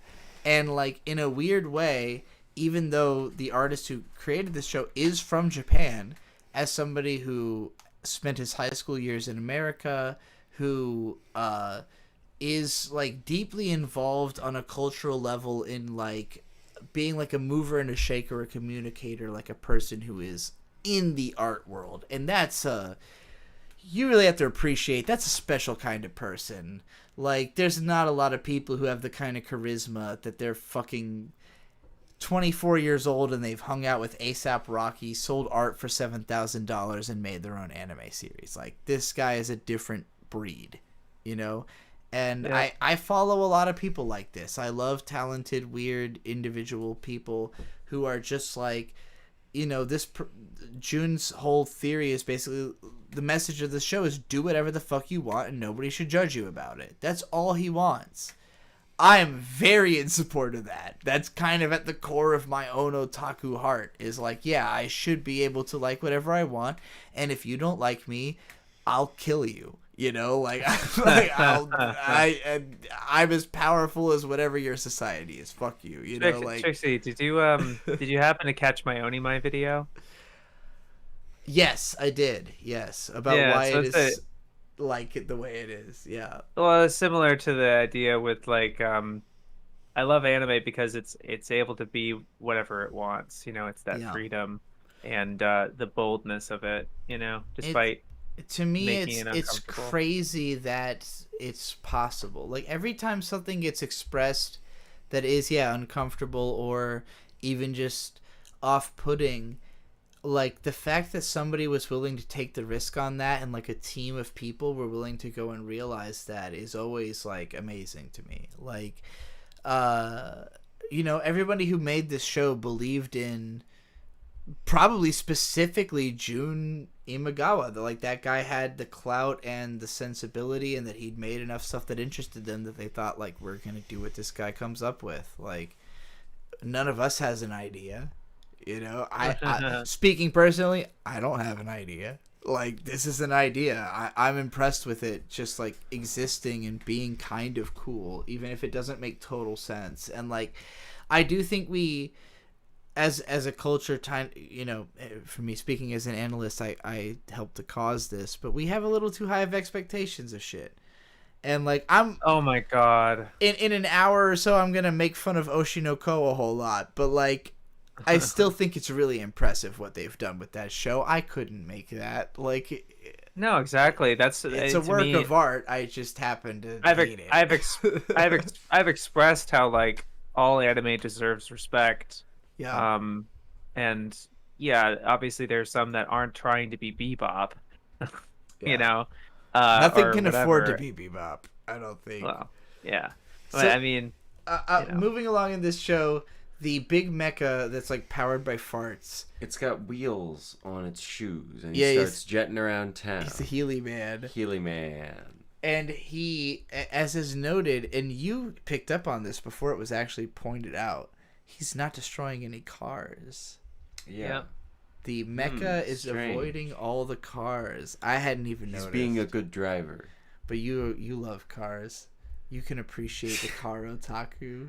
I don't know surely. that it was that necessarily. It was just a combination of like his internal monologue and then the car guy, the car otaku, just like They keep constantly cutting to being this cut guy to. in sunglasses who's like Who's just watching. he's just described as Itasha driver. If you don't know, Itasha just means like cars with anime drawings on them. I don't know what it specifically translates to, but they kept using cringe mobile in the subtitles. But yeah, if you go to enough anime conventions, you'll run into some of these in person. They're fun. But yeah, he won't destroy any cars, this mecha. So eventually Otaku Hero pins him as an otaku. He's like, you love cars. He talks him down. It's a whole moment. And again, this is where I started to like understand the show. Like, it's about just somebody It's who about has drive. a real... It's about power. We stay hungry. We devour. I just think that Jun has a real love for otaku. Like, he sees this as like, this is a cool culture I wish I could have been a part of when it was at its height. It's sad that it's dying and it's been co-opted by all this new shit, but like the old people who loved this in the beginning are still around. It's not that old. Anime culture is only about 50, 60 years old at the most. So like, there's people alive right now who can tell you every single thing that's ever happened in anime culture. Like, our old people aren't quite dead yet. well, that the thing is though, it's such a broad thing, and there's so much has happened in various things that while one person might potentially be able to, that person might, it could be very shallow. I think there's literally a quote in this show, Magical Destroyers, where where Otaku Hero is talking to either the old guy from a later episode that they help, or from episode 4, where he's talking to the older guys, where he's saying that like the life of an otaku is like, dense and deep, Yeah. It's and like so an it's onion. like It has layers. This show is Yeah. kind of Shrek-like, actually, when I think about Yeah. it. Yeah, and I think there's plenty of references and terminology and things that all of us have picked up collectively. But like I said way back earlier, where I hope I was like, hey, where did the term Mahou Shoujo come from? Yeah. And we're not actually sure. And because like the magazines, some of them are saying Mahou Shoujo when referring to the Ashipro shows like Miki Momo and Persia, or Creamy Mommy like Piero, the Piero shows like Creamy Mommy and Emmy or whatever. Actually, Persia's sorry, yeah, Persia's a Piero show as well. Um, I've never but then heard of that one. I'm not gonna lie. Persia? oh, Persia, I don't even know yeah, that. Fairy Persia or whatever. But I'll like look it up. something like that. But the but then like they were saying that what probably like the first time you hear it in anime was like a Tenchi Muyo spin-off where it like not Fancy Lala but like I don't know, there was Pretty Sammy. No, it's not that one. I don't know. It was some kind of spin-off of Tenchi Muyo where they refer to one of the characters as a Mahou Shoujo. Mahou And no it's like Yosei Persia. right. So there's Perusha. that. I've literally never heard of this till you just brought it up just now. Yeah, so like 1984 Piero, to 85. so you'll notice Piero really tried. They had a similar situation with Toei, because Toei had this incredibly strong time slot where they would air a Magical Girl series at the same time on like it was like Mondays at 7:30 or whatever, and that was the time slot. And they ran Sally the Witch for 2 years, and then they did Akko for 2 years, or for about just over a year, like 94 episodes. And then they had some other shows that took over, and they had like a long list of what they call Majoko, and that ran for kind of a while. And then in the 80s, Ashipro had kind of a similar dynasty. Not really. I think they had Miki Momo and then one other thing. I don't know. Piero was like, oh, let's get our own time slot and let's do Creamy Mommy. And then this show, Persia, I think was the second one. And Emmy and Lala. Lala's, yeah, it's a whole mess and network of shit. But I really hope the five in. people who know what the fuck you're talking about are really appreciating The five people who know have probably already heard me talk about it. No, you're probably right. That's true. They're probably already on the pulse. They've got your they've probably got your personal on my information. on my radar. on their radar. Yes. Yeah. But that is yeah, look, that's the depth a show like this again, the guy who created this is the type of person who would put himself in the room with an artist he was a fan of, which I have to appreciate. I do think that guy is like a genius, regardless of the quality of this show. The episode sort of ends with the magical girls all putting a big enema in the mecha's ass. Yeah, they all group up together, and Pink summons a big syringe, and then Blue and Anarchy hit hammers on it, and they inject it with something. And that's their final attack. Big syringe tends to be their solution to problems in the first few episodes. Again, the emphasis on drug use in this show is probably the most unique thing to magical girls about it. I've never seen a magical girl do drugs outside of like a dojin. Like, I think this might be the first, like, even like Japan in general, anime is not big on drug culture. Like, knowing that this artist went to San Diego for a, high school where, Bird, you being from there, they're big on drug culture there. Yeah, weed has been fully legal in California for a long time. Like, the way that this guy portrays drugs is to me more American than Japanese, just because like I've never seen an anime embrace drugs the way that Pink does in this show. Yeah, although Pink is not necessarily the first magical girl whose like main thing is a syringe, right? Am I familiar? Am I correct? In the 90s there was am I wrong about Kamugi? I'm thinking about Kamugi. Yeah, I thought Kamugi was like that's her main thing. could be I've wrong, only though. seen the first episode of that, so I don't know too much, but I know it's supposed to be really good. I liked the first episode. You should watch it and tell me about it, Shaybs. You're on more of a 90s magical girl kick than I am, it seems like. Oh no, the only '90s magical girl I'm watching is Sailor Moon. Oh, so you're all on 80s as normie then. as All 80s magical girl. 60s. 60. All the way back. Okay. Yeah. There's It's not too the many original. of those, are there? It's literally just Sally and Akko, and then Akko ended in like 1970. So it's literally just the only two, just Okay. those two. You'll be done before too long. I mean, there's technically Princess Knight, but God, if people I've considering only ever Princess been able to Knight, find that dub, I- and the dub is fucking terrible, so I can't watch it. Ripperoonie. Yeah. Anyway, yeah, this mech gets a syringe in the ass, and then, so basically the way this episode ends, I do think this episode's hilarious. The guy in the mech has been brainwashed by the evil imperialists, and at the end, one of the magical girl, the purple-haired girl who we saw in the first episode kicking guys' She ass, shows up and stabs the big mech in the head, and there's a huge blood spray and everything. Yeah, and then out of with an nowhere, it's umbrella? fine. There's no blood anymore. Yeah, that's her weapon. She just kind of has that. Well, she definitely killed him Yeah. because the Itasha driver. Crashes into the purple-haired girl.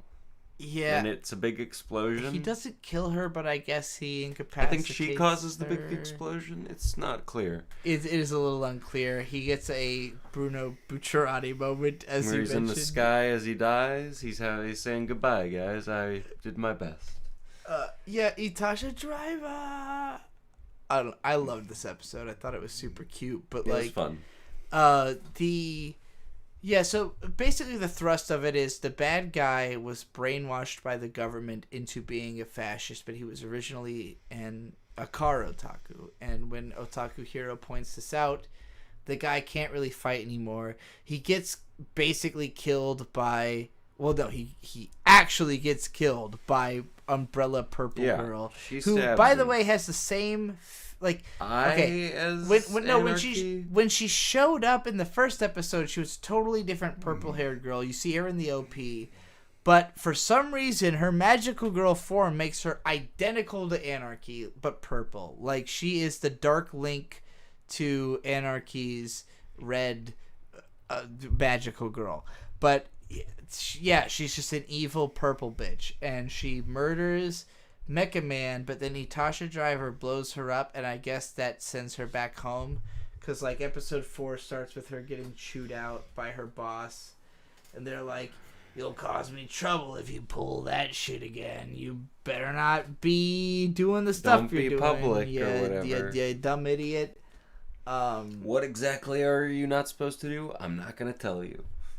But then episode 4, and this is actually maybe even better than episode 3 was really entertaining because it's straightforward and fun and just about like anti-fascism and otaku. Cool. Like it felt the most pure to me in terms of like what this fashion designer who's fascinated with otaku culture would create. Episode 4 is more interesting in that it's about being a young otaku interested in this culture and interacting. Wanting to fix your toys. Yeah, and wanting to fix your toys and interacting with the older generation, because our main character has this toy. This is one of the scenes. Is that what it's called? Anarchy-chan is just like being emo. Again, she's just really emotional. Like that's All her the time. character. Super emotional, not really for any reason. She's just kind of standing around being an emo. And Otaku Hero is like, I want to ask her to fix my toy, but it's not the rain time. yeah, she's being emo. This doesn't seem right. But it's interesting that his toy is of a like 1960s style Voltron thing. Voltron Gundam Combattler V whatever. It's an old mech.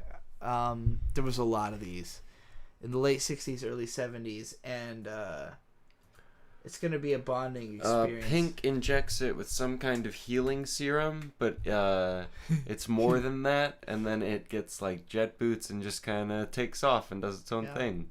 Yeah, Pink injects it with something, and initially she just claims it's toy healing serum, and God, what is Otaku Hero goes, it can't just be that, and then she admits it's like drugs of all kinds of different concoctions, and he jets off into somewhere, and I don't know if there's a slide for it. I didn't look at these, but eventually the toy ends up in a river, and Otaku Hero wants to jump in to go into the river, and he sees a bunch of oh shit, I forgot I have to pause this one moment. There we go. He sees, I think it's a group of 3 middle-aged men who basically say, you can't jump in the river.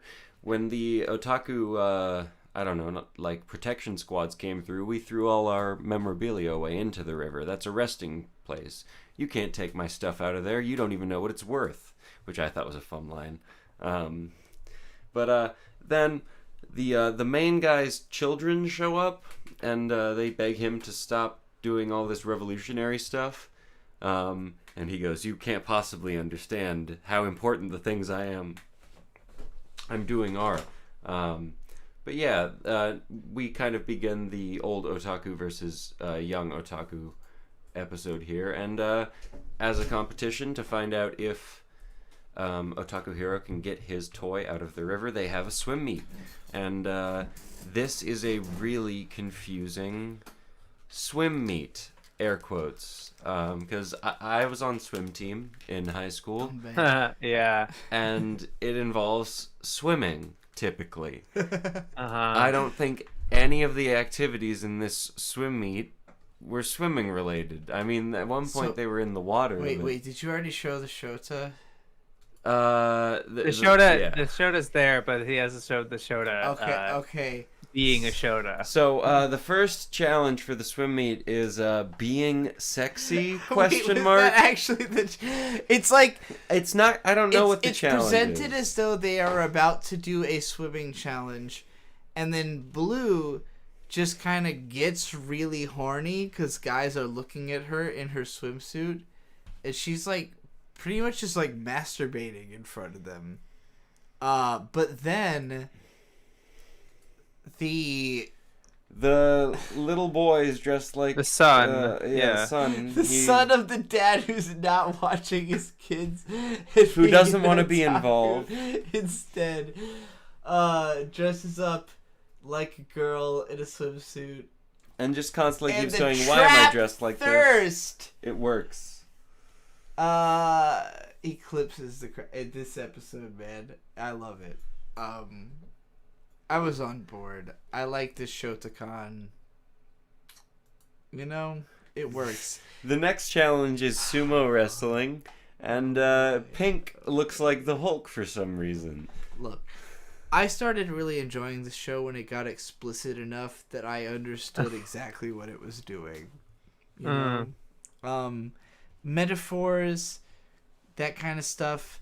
I find it interesting. I appreciate people who love like anime, like Flip Flappers. I couldn't finish that show. It was too metaphorical for me. I kind of just want like them the to cool. just I just like the cool setting and cool imagery. I can appreciate that, But I get it. Yeah. I do kind of need to be hit in the head with the point a little bit, like mostly because I, as a person, I'm just very direct. Like I want people to just tell me exactly what they're thinking or feeling so I can deal with it. And like for the first 2 episodes of this show, I didn't feel that. Like I couldn't tell where it was going. And then episode 3, I felt like its intentions, like the Gunpla scene alone was enough to do it for me. Where I was like, I get it. Mm-hmm. Yeah. Like they're building a mech out of building a mech the way you would as a fan of a mech. I get it. This episode ramped it up in a way where like when it's just Blue by herself, like being a pervert, it's not that interesting. When she's losing to a trap at the judgment of like elder otaku, she's destroyed. It's really funny to me. And like the next scene is supposed to be conceptually a lolly sumo match. It's Pink, who is like the flat-chested, smaller, magical girl. all she says is gobo. Gobo. She's kind of a cryptid. She just wears a gas mask. She's always wearing a gas mask. You've never seen her face. I really hope they never show her face, but accept it if they do. I just know it's gonna look generic. She hulks out, like becomes 4 times her size, and beats the little girl. But then they reveal that, like, oh, well, she's doping. She obviously did steroids because she's a drug addict who's constantly injecting herself with shit. Pink is my favorite character in this show. She only says gobo, and she wears a gas mask and does drugs all the time. I don't know. This show is made for me. I don't care if anybody else likes this goddamn thing. No, I enjoy that a lot, and that's exactly why it'd be people like you that I would want to have present this show, you know, and put it in a positive, constructive light. That, like, you know, I could tell why people were recommending it to me once I got to this point where I was like, okay, yeah. They want me to talk about this because I'm gonna get it in a special way, and again, I don't think it's good. Like, I don't recommend it. Mm-hmm. We've talked about it for almost 3 hours now. There are people who will get more entertainment out of us talking about it than actually watching it.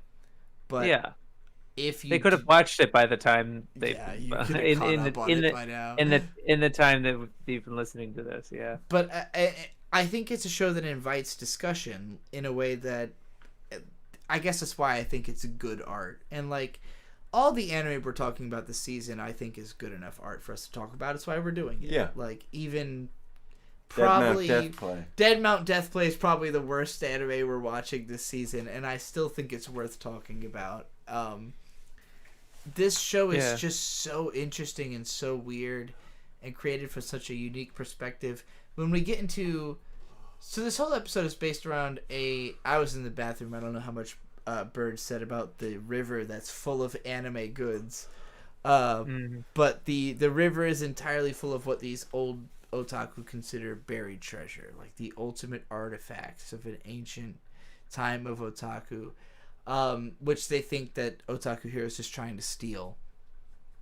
But actually his own artifact is in the river. But as they're competing for this, there's a moment where they're doing, as I understand it, this is a Japanese game that actually exists. It's a chicken exists. fight. I've done this before. Where it's like 3 people holding up not one with or 3 two, people, or... but 2 people. So one person in the water, and then the other person on that person's shoulders. Yeah. This one's more like the competition that My Hero Academia season 2. You know, it's like a school festival, I think, has done this kind of competition before. I'm gonna tell you, I haven't seen that season, but what this reminded me of was School Rumble. Do you know? Right, I'm sure School Rumble had like a school festival episode or a few episodes. Ah, man, I haven't even seen the show, honestly. I've seen AMV Hell 3 where they used the scene, but it's it's groups of 3 holding up one person in like a whole... They're not underwater, but it's just them running around like trying to knock the person off of the other 3. I don't know if this is something that actually has happened in Japanese schools for it to come up more than once, or if the creators of this show are literally referencing School Rumble, which was a pretty big deal with otaku in like 2006. I have a feeling it's a common game. That would be my guess. It's like a lot of the school festivals where they have the race, they have to throw balls into this basket, you know, and like the white balls versus red balls or whatever. You know, it's where like it's a tradition where 2 halves of a school, like two different classes, almost like a spirit week. And like, I don't know if you guys in your high schools ever had like a week-long thing where it was like the freshmen versus the sophomores, the juniors, and the seniors. Existed. And stuff. I did not participate, but that existed. Something like I'm that. Sure. Yeah, it's like that. I think it seems that way at least. And obviously, people have it, and it's like a cultural festival where like everybody kind of is encouraged or is coerced into participating in some way. In the chat says this is a common activity at school sports festivals. So. That's what I would figure. The funny part to me was that, like, aren't they walking on all the precious artifacts at the bottom of the river? That's the thing. It's like they don't know that there's precious artifacts there. That's like the twist at the end of the episode. but like they don't really know Well, that no, until no, the for other whatever reason. faction knew. Oh, Like they said at the okay, they beginning, did like know? this river's just full of Oh. precious artifacts. So I was like, why are they Okay. walking on all of them? I Although thought it was a surprise to them because at the end they're like, "Whoa!" You know. Yeah, I think They they were were big just surprised by surprised like and how stuff. much shit was down there. Although it's weird because Okay. when they're describing it earlier on, it shows an image that implies there's way more down there than there One of them actually finds is. a VCR in That the was water, really and it's funny. like, wait, no, That made me that laugh wouldn't out work at loud. all. I mean, you could put it in rice, Mhm. I guess, but I don't think that would fix it. It's been underwater. It was in a river. It's really funny to me how like exactly the age I am for this show, in that like it's created again by somebody literally younger than me, like being nostalgic for something before their time. Like VCRs, if you were born in 1999, you didn't have a sincere experience. Did you use a VCR in any sincerity? Yeah, in your life? VeggieTales. Like when? From like up until age 8, probably. Okay, so you really used a VCR in your household as a Yeah, it was a child. VCR DVD combo. I also used a VCR, a How old VCR are you, DVD combo. Shaybs, if I could ask? 28. 28. Okay. Because he's Bird, like the creator of the show's 24. So I was just I'm like, 23, but I turn 24 next month. my- Woohoo! my family relatively are early adopters. So like we had a DVD player in like 2003, Wow. and like by that point VHS was dead to me. Because like anime and I even remember at a convention at NecoCon in 2014.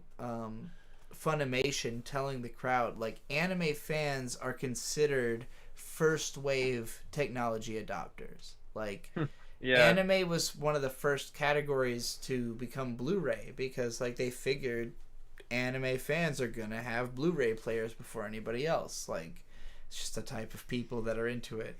So yeah, like I remember being like right on top of every time quality got better with anime, but like by the time we got to 1080p, it stopped being discernible enough for me to be like actually like, oh, I'm gonna get the highest quality download every time. Like I don't know, I'll watch a stream. It's not that big a deal to me. I grew up with so much worse, like 240p. A stream, but also just like whatever's being seeded the most. I'm a little lazy to even get to it sorted, if I'm honest. No, but that's the No, absolutely. I'm the same way. Oh. I'm only torrenting stuff that like I can't get. Yeah, for You know. sure. Yeah, there's some stuff that's almost impossible to find. Well, like I this summer I'm gonna be ideally I'm watching the first 10 or so Crayon Shin-chan movies. Oh, dang! How Going many are through- there going total? through those. Like 30. 30, yeah, they're plus 30 plus. Yeah. It's like But I'm only Shin-chan, watching- Detective Conan, Pokemon. Yeah, Like Doraemon, Doraemon. Yeah. and Pan Man. They have We've done this. fuckload of I think this is like the third time we've done like listing all the long shows. Chibi Maruko. I don't know how many. I think Chibi Maruko-chan has only like 1 or 2 movies actually. I just know it's where Masaki Yuasa comes from. Anyway, But yeah, Shine. yeah, so the old otaku, they complain about how the new otaku have the nerve to take pride in being an otaku. When they have wives who are always getting on their case. Yeah, kids. Yeah, and exactly. children who they've abandoned to hang out. By the way, the scene where Otaku Hero like meets this whole faction to me felt exactly like going on Reddit.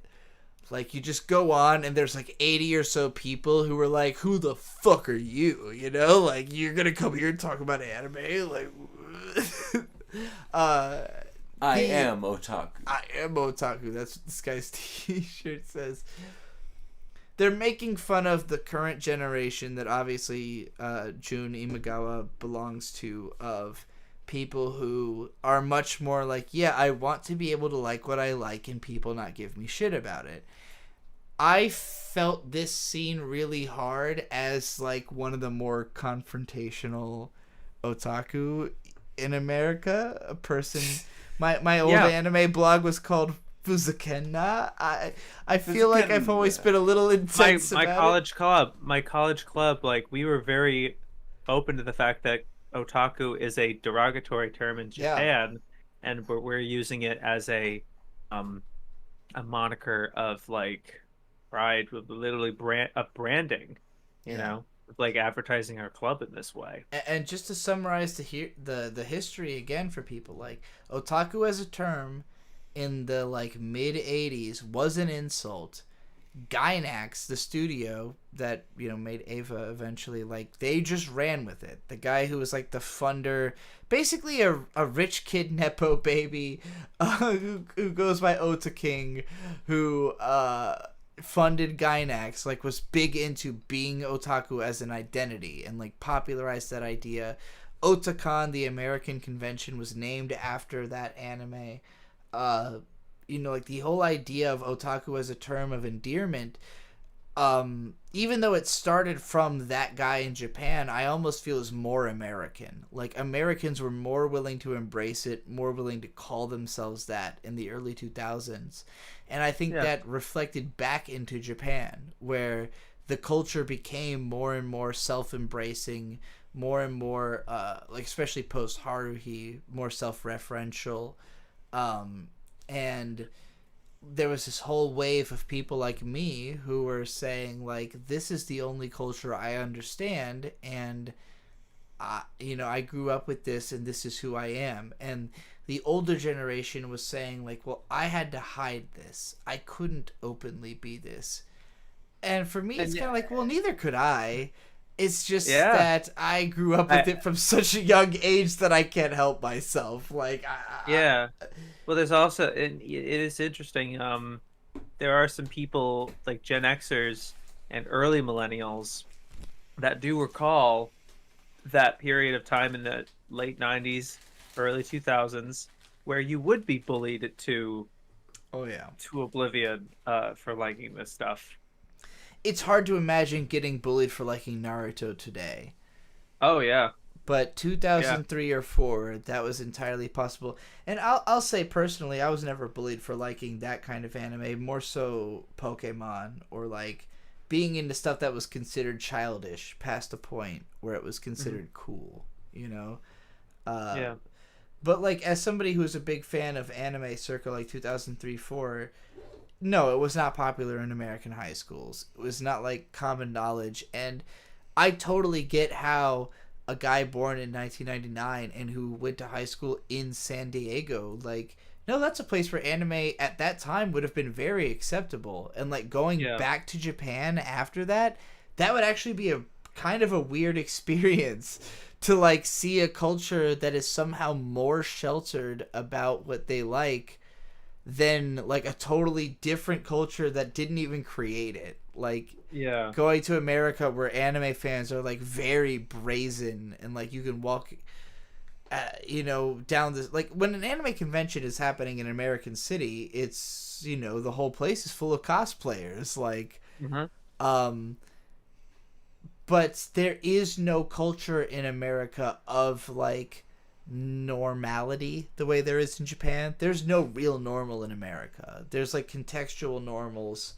As somebody who travels a lot, I've never seen like two places that are as similar as uh There's no conformity. yeah, exactly. And like Japan is so fucking dense, like Tokyo specifically. If you Hmm. live in Tokyo, like you really do have to deal with the fact you're surrounded by people all the time. Like it is a Hmm. highly conformist culture, and not even necessarily. I mean, to a fault, obviously, anime explores that, but I think that's also part of what makes it work. You couldn't have that many people living that close together without like a heavy degree of everybody kind of trying to make it work, you know? And so I'm still when try. I still would love to get to the bottom of like the particular factors that allowed manga, and I think it's manga specifically. mhm, I think that well, like there's a lot of obviously a lot of anime is stemming from manga, like to manga adaptations and stuff. They're very intertwined in that way. But it like I've still wanted to get to like how on earth did they really manage to pursue that art and do this extreme kind of experimental thing, and for it to be successful in that culture where it's so conformist and yeah. traditional and conservative. I don't want to make the very common generalizations that Japan gets from people. I think what it is, I think the difference between America and Japan that I've observed, at least through anime, is Japan is much more embracing of the idea of having a dual life. Like, that you have, like, this secretive thing you do, and then you have, like, your normal self that, like, participates in society, and, like, you're kind of allowed to do whatever you want if you don't make it anybody else's business. Where, like, in America, like, you're expected to be genuine. You're expected to be identity. The same person all the time. Yeah. And so, like, if you're an otaku, that's just who you are. And, like, in Japan, you can be an otaku in secret. And, like, that's, again, the conflict that's happening here is, like, someone like Jun Imagawa, who is a weirdo, I'm going to say, based on this show and the experiences he's had, not unlike myself, a person who's moved a lot, who's had a lot of different experiences that necessarily make them hard to relate to. And, like, that kind of person is going to say, yeah, anime is cool, you know? And then, like, normal people who have to deal with, like, having a family are going to go, yeah, I can't be that loud about this. Like, you know, like, my kid might get bullied because I like the shit you're talking about, you know? And I do think it's important for people like us to say, like, hey, man, if your kid's getting bullied, you know, I don't know, go beat up the kids who are bullying your kids or something. Like, there's some level on which you have to just, like, stand your ground and say, like, look, you can't bully me for what I like. Like, fuck you, you know? And this show is that. It's that line. It's like drawing the line in the sand, like, hey, I understand why you guys want to be secretive about this, but society is going to break you and put you in a corner if you don't try to defend yourself and, like, try to stand up for what you believe in and what you like, you know? And that's where I think that fire comes from. That's at the heart of this show that makes me kind of like it. Episode 4 also, they speed up all the transformation sequences and put them on screen at the same time. Which is great. Fun. I'm a big fan of this move. Yeah. Right, well, that's it. Again, the, you know, the various tricks and techniques of foreshortening and or prolonging the bank sequences. I appreciate them doing it in a way that kind of makes fun of themselves. Also, we haven't really touched on this yet. So there is a mascot character in this show. Kyotaru. I'm happy you brought them up. Yeah. Kyotaru is great at dying. It's kind of like Kenny from South Park. Yeah, like Kenny ramped up to 11, like dies more than once per episode, like constantly dying. This sidekick. Ever since I learned that the artist behind this show, like, got into anime with Madoka, I heavily suspect this thing is the villain. Like, we get to see it die so much because whatever it's going to do is going to be so much more heinous that, like, it'll justify 1 billion deaths. That's my theory. Yeah. The thing that keeps bothering me about it is the fact that, like, we don't know where it came from. Yeah. You know, maybe I wasn't paying close enough attention, and it came from when the Otaku hero summons the magical girls in the first place. You're very perceptive because after he does that, like, we'll get to this in a little bit, but, like, the thing just fucking shows up.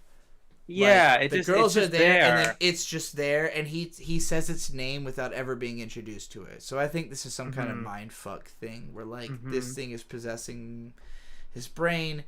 We'll really get into this in the next episode. Again, episode 4 is really fun. It's about this conflict between otaku generations. Otaku hero learns how unbelievably vast and deep the otaku world is, and believe me, it sure is. You can never stop autistically diving into the histories of everything going on here. We're in episode 5. This is where they are basically, like, walking around Akihabara and, like, the liberated zone and exploring, and then they run into an American guy. I assume, because he's blonde-haired and blue-eyed and his Japanese is terrible. And at first he's like, "You're otaku, aren't you?" My brother. And like, "Oh shit, we're gonna get killed." And then he, like, opens his shirt and he's wearing anime shirt and he's like, yeah, all broken Japanese. Yeah, this is a Okay, I guess I'll break this down quick because I haven't talked about this in a long time. Maybe since my text blog, actually.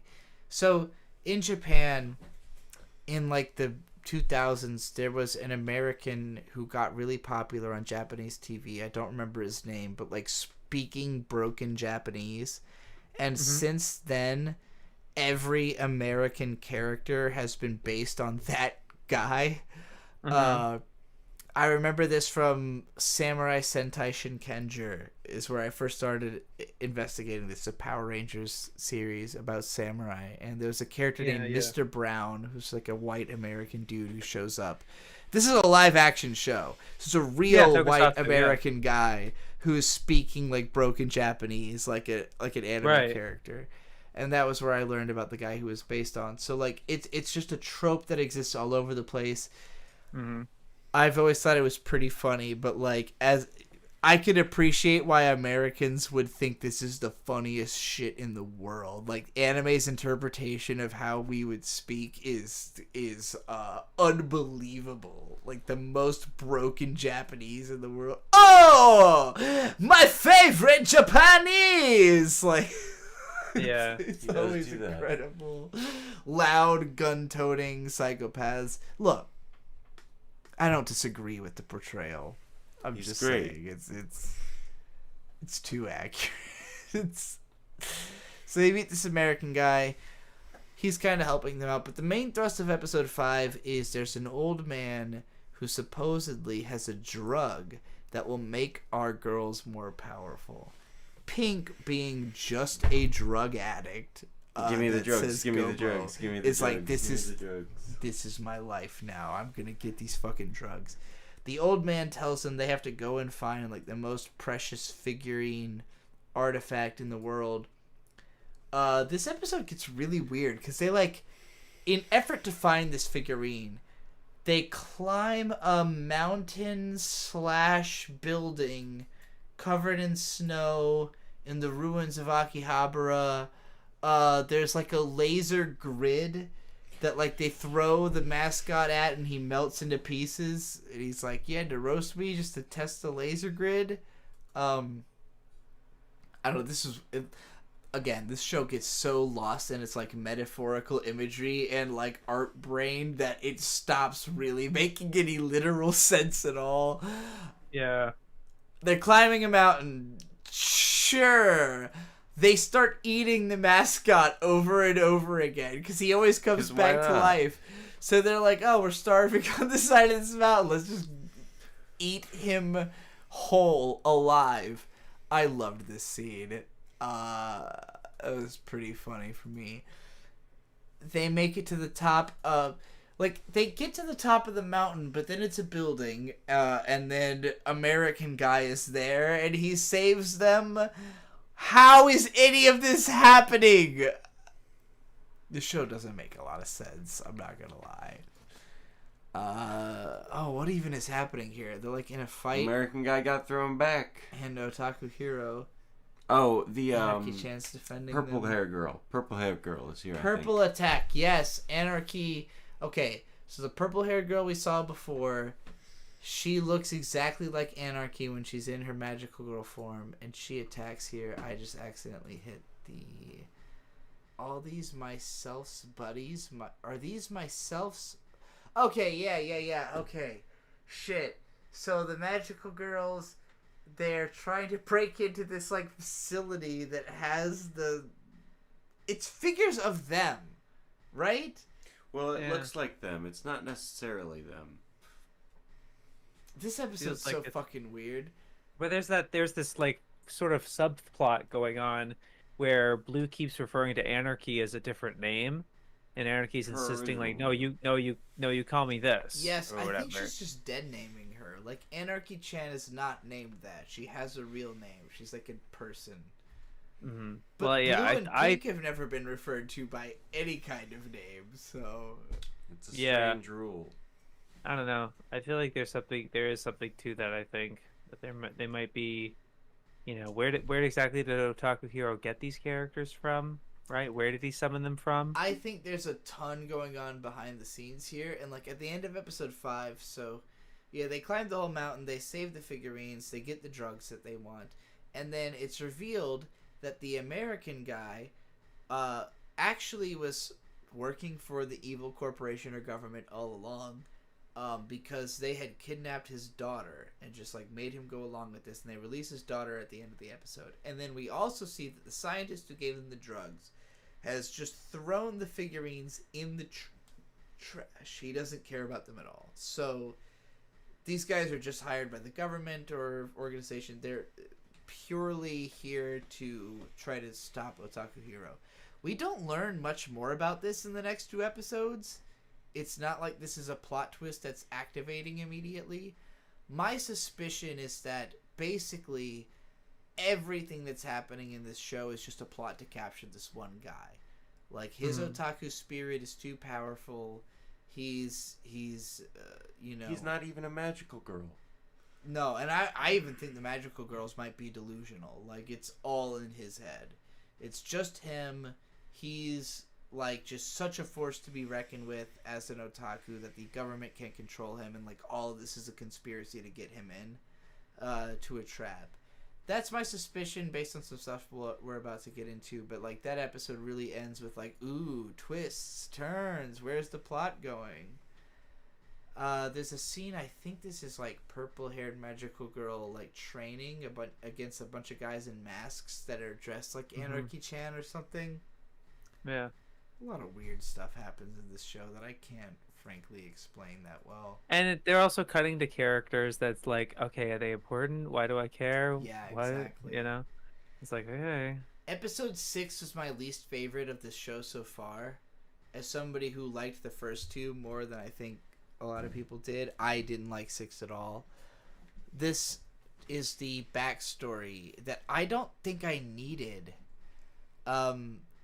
So, like, we've kind of figured at this point that the magical girls all kind of knew each other. They were all gathered together at some point because when they were looking for Pink and Blue, they kept referencing like they knew them, which made the first 2 episodes confusing as shit. Yeah, once the gang was actually back together, the show started making sense. But this is explaining how they met. And it was the kind of thing that I was curious about until I found out why, and then I stopped caring immediately. He found them in a box in the last episode. We continue from there. He just kind of brought them into his, like, aircraft hangar or something, and they're sleeping naked in a bed. When they awaken, we are told by Kyotaro, the little whatever the hell it is. Mascot, that they are like little birds. They've imprinted on him. As soon as they saw him, he was the first thing they saw, and now they think he's their dad, or I don't know. Yeah. Mm-hmm. It's really goofy. I like her Gundam shirt that I took the screen cap for. They're all nice. Kind of like, here's a guy who, I don't know if this is this the silver-haired guy from the next episode? He's got the same kind of hairstyle. He's mad at Otaku Hero for building a harem to chill in all by himself. This episode kind of sucked. Do you remember anything of this, Shaybs? Do you have a comment on episode 6? This episode the most I remember is the flashback, and like you're getting more like background of like the very beginnings of their relationship. And I wish you got more of that, like, you know, how do they start butting heads and developing that camaraderie that they have. Yeah, I wasn't a big fan. Reason they broke up in the first place, right? Why didn't we learn? I assumed that Blue and Pink. I don't know about Pink, but like Blue got kidnapped. You know, I thought the organization actually just captured her, and then I don't really know why Pink necessarily split off. I guess feed her ego. Yeah, but to me, it's like, you know, the scene where like Otaku Hero summons them, and they're like, "We're devoted to you," like immediately, like that transparently. I'm watching the latest Super Sentai that's airing right now, King Oger, and that show is interesting because, you know, it's Power Rangers, the Super Sentai, that they're supposed to be a team, but the premise is that all of them are kings of their own respective kingdoms. It's like a fantasy series, and so. Neat. Yeah, so they're all individual kings, so they're all very isolation and like, I wonder if, single-minded, Osama and ranking inspired any of that. maybe, I don't know, but like they're all individuals and they don't want to be a team. They all want to be the person, that Yeah. whatever. And it's not until like 6 or 7 episodes in, or I think 10 actually, like towards the end of the first core, where they just they finally unite under one cause, and it's Yeah. after a lot of build up. And obviously that show is 48 episodes, so they have that time that they can Yeah. allot that. That's what I worries feel me like, about this show. Like, does it even have time to be meaningful? yeah, Yeah. I got that vibe from the first episode. Like I mentioned, it's like it doesn't feel like it has time, but it has time. It's 12 episodes. It's 12 full length Plenty episodes, of 24 anime minutes. have made a heavy fucking impact Yep. in 12 episodes. Yep, 12 or 30, yeah. So it's I don't know, it's or half that, right? Fooly Another Cooley was with like 6. 12. That's Yeah, 13. Yeah. I love that Fooly show. Cooley with 6. Yeah. You can't. Well, Fooly Cooley's special. Okay. Tsurumaki's It was made, it was made with Different just the breed. kind of circumstances as every other anime. You know? So now we cut to Otaku Hero driving a bunch of poles into the ground, and we learn that this is a graveyard for all of his friends that he's lost along the way. Yeah, it's been a hard fought war. I don't know. This episode is so all over the place. Why did this scene even happen? So that the bad guy could show up and look intimidating in just a second here. That's it. It's just like. Yeah, do you remember the TV guy shows up and kind of like freezes time and then just taunts him, like throws him onto the ground with gravity power? I literally don't. I actually don't remember that happening. I do wish that like the TV guy had way more of a presence, like he was an actual bad guy. I agree. My least favorite antagonists are the ones that are like clearly the mastermind pulling the strings and everything, but they're just like sitting in the background not doing jack shit. There's a real Fucking lack of villain motivation in this show, for sure. Fucking Card Captor Sakura is like my go-to. Like, fuck that. That's like really the last third of that show. You remember the fucking I know black, what you mean, the yeah. fucking kid in the tree. Every episode, he's just like, I'm like, dude, you lost. Do something about it. Like, what are you doing? It was so frustrating. I guess that didn't bother me as much because I liked the characters in that show enough by that point that like I would just watch them do shit. I would have show preferred doesn't to quite have them that. just watch them do shit, but Yeah, the show doesn't have. it Quite had that to be level of about charm plot for me. after the halfway point. Anyway, Yeah, in this show, I agree. It's just sort of like it's that the characters again. This show speaks in so much like broad metaphor. It's hard for me to see the characters as people, as like that I'm supposed to care about. Like, sure, I get what they all symbolize. I get what the show is trying to say, like on a cultural level. But like as a moment to moment experience, who the fuck cares if red, blue, and pink all died in the next episode? I'd feel nothing. You love Pink, come on. I do love Pink, but I wouldn't feel anything if she died. There's because the show kind of expects it, because it's killed the mascot character countless times. Yeah, It's sort of flippant like that. It's like, okay, I fully accept. It's not going to come out of nowhere if they kill one of these characters off. Really, Episode 7 also bothered me because 7 was the worst one. It's like, what are you doing? Who is this guy? 6 had bothered me because it told me a bunch of shit I didn't feel like I needed to know about the history of the characters. 7 is, it's all about a new character, and I don't know, this felt weirdly like Mob Psycho in a bad way, and I love Mob Psycho, but I remember in that show, I think I know what you mean. when they first introduced Teruki, he was just like a guy who's angry at Mob for being really strong and gets into a big fight with them. But the fight was fucking insane in that show. Like, the animation was next level. It was crazy. This show, it's like, basically a guy shows up who he is capable of controlling and creating, like, a fantasy world. Sort of a Star Trek holodeck kind of thing. Where, like, some AI girl he was gifted by a higher power, I guess we'll say, allows him to have this fantasy world. And most of the episode takes place in this, and there's a big fight that happens here. But the thing is, the guy's not interesting. He looks exactly like Killua, which is weird.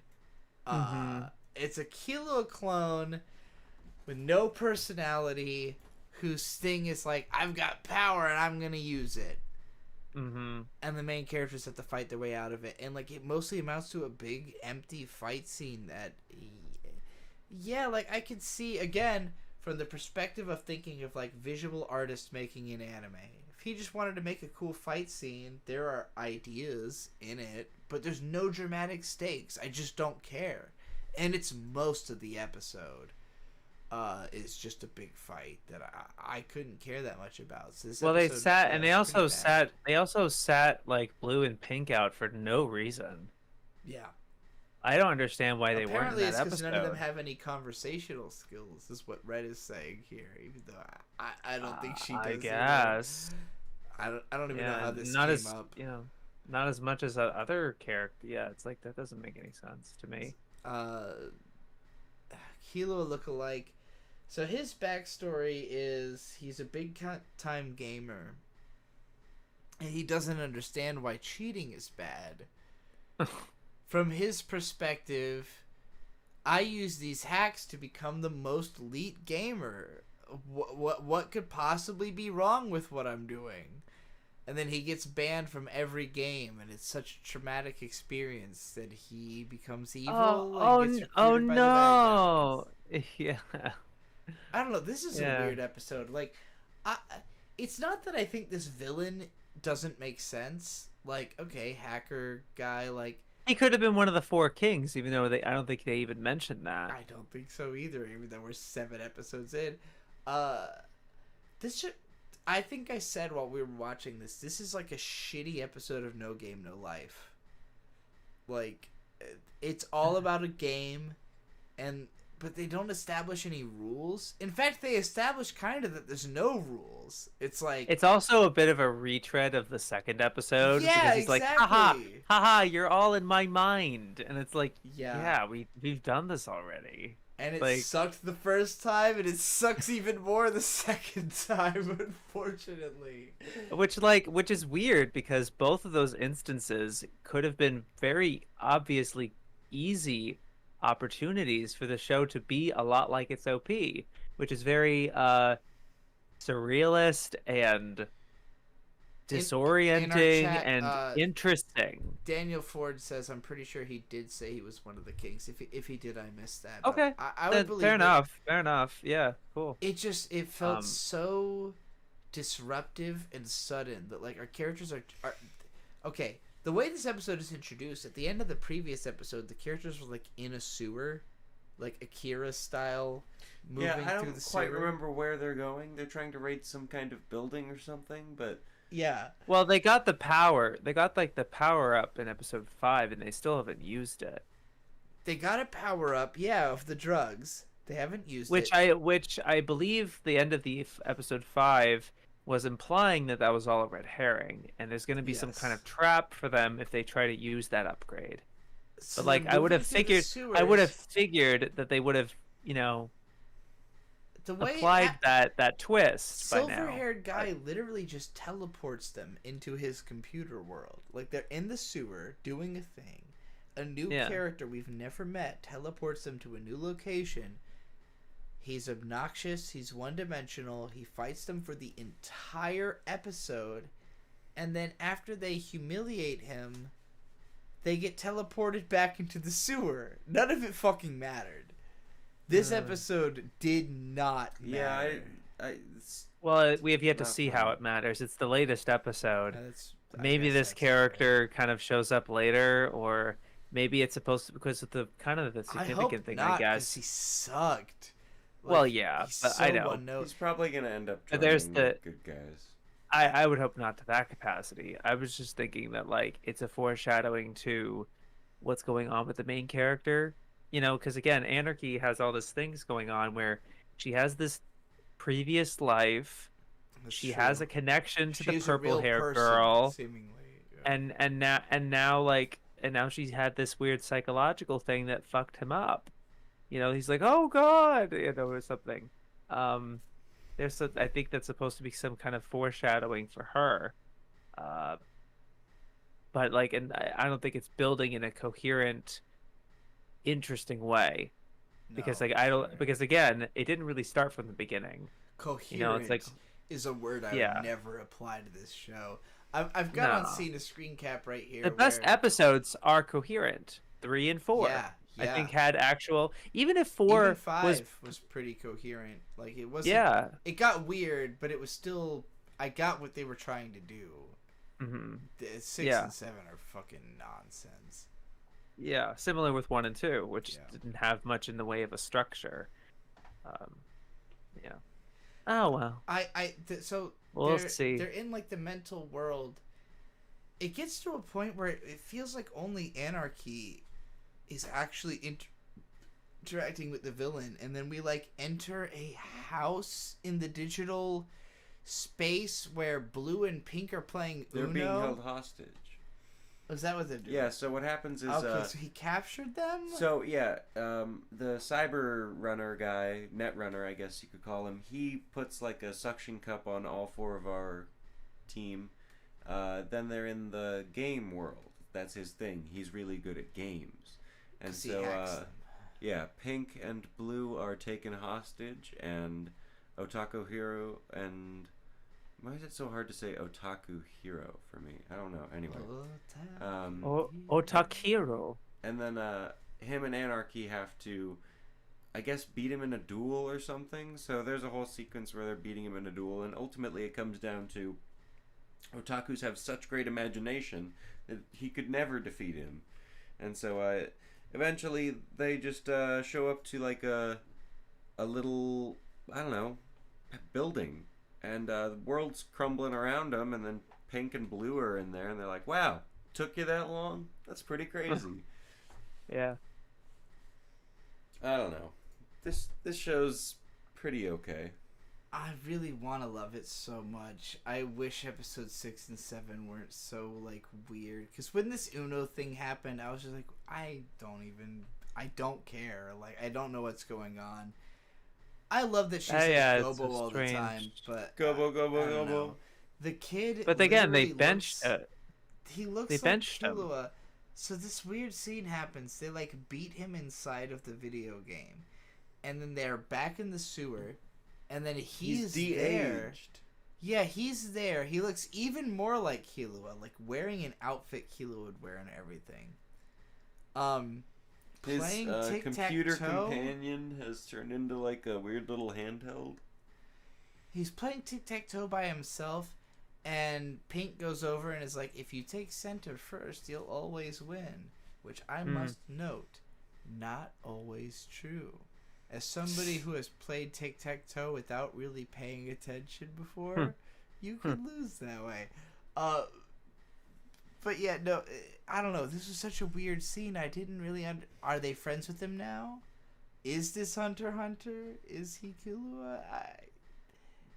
I don't get it. Sometimes the show gets a little too obscure, and I really don't.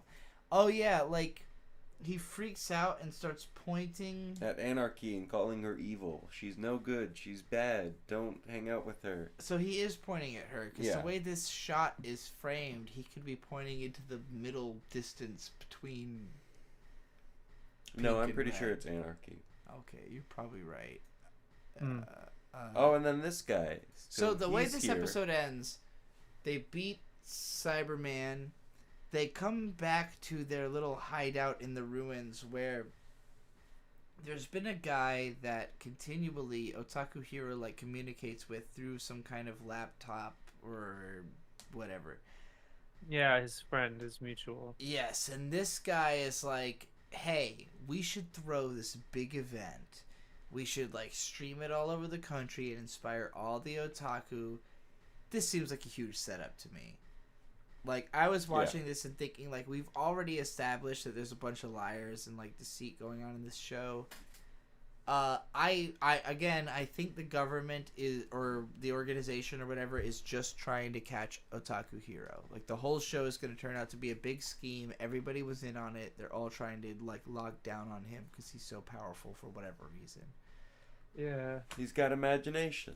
That's what this seems to be building towards to me. Do I have another? That's it. That's all of the screen caps I gathered. So, we've talked about this show for almost 4 hours. I am so tired. We still have to talk about 9 more shows.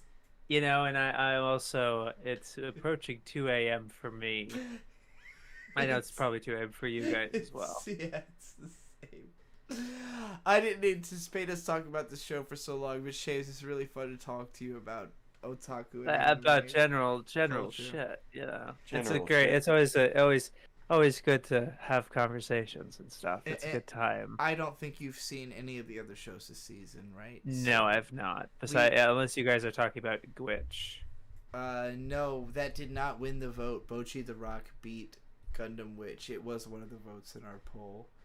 But, fair enough. I hope we get voted for it, or just watch it because it looks cool. I would love to. I think you should. Once it wraps up, I suggest checking it out. It's a lot of fun. Good show. All right, Shaybs, we're gonna let you go before we continue with this. I think I'll tap out here. But you guys, best of luck to you. Thanks for sticking around for so goddamn long. Well, you know, it's a fun time. This has been a real treat for me. It's been a lot of fun, and I just sent you guys the link to the Auto music video that Megumi Ishitani directed. And you know, you don't have to.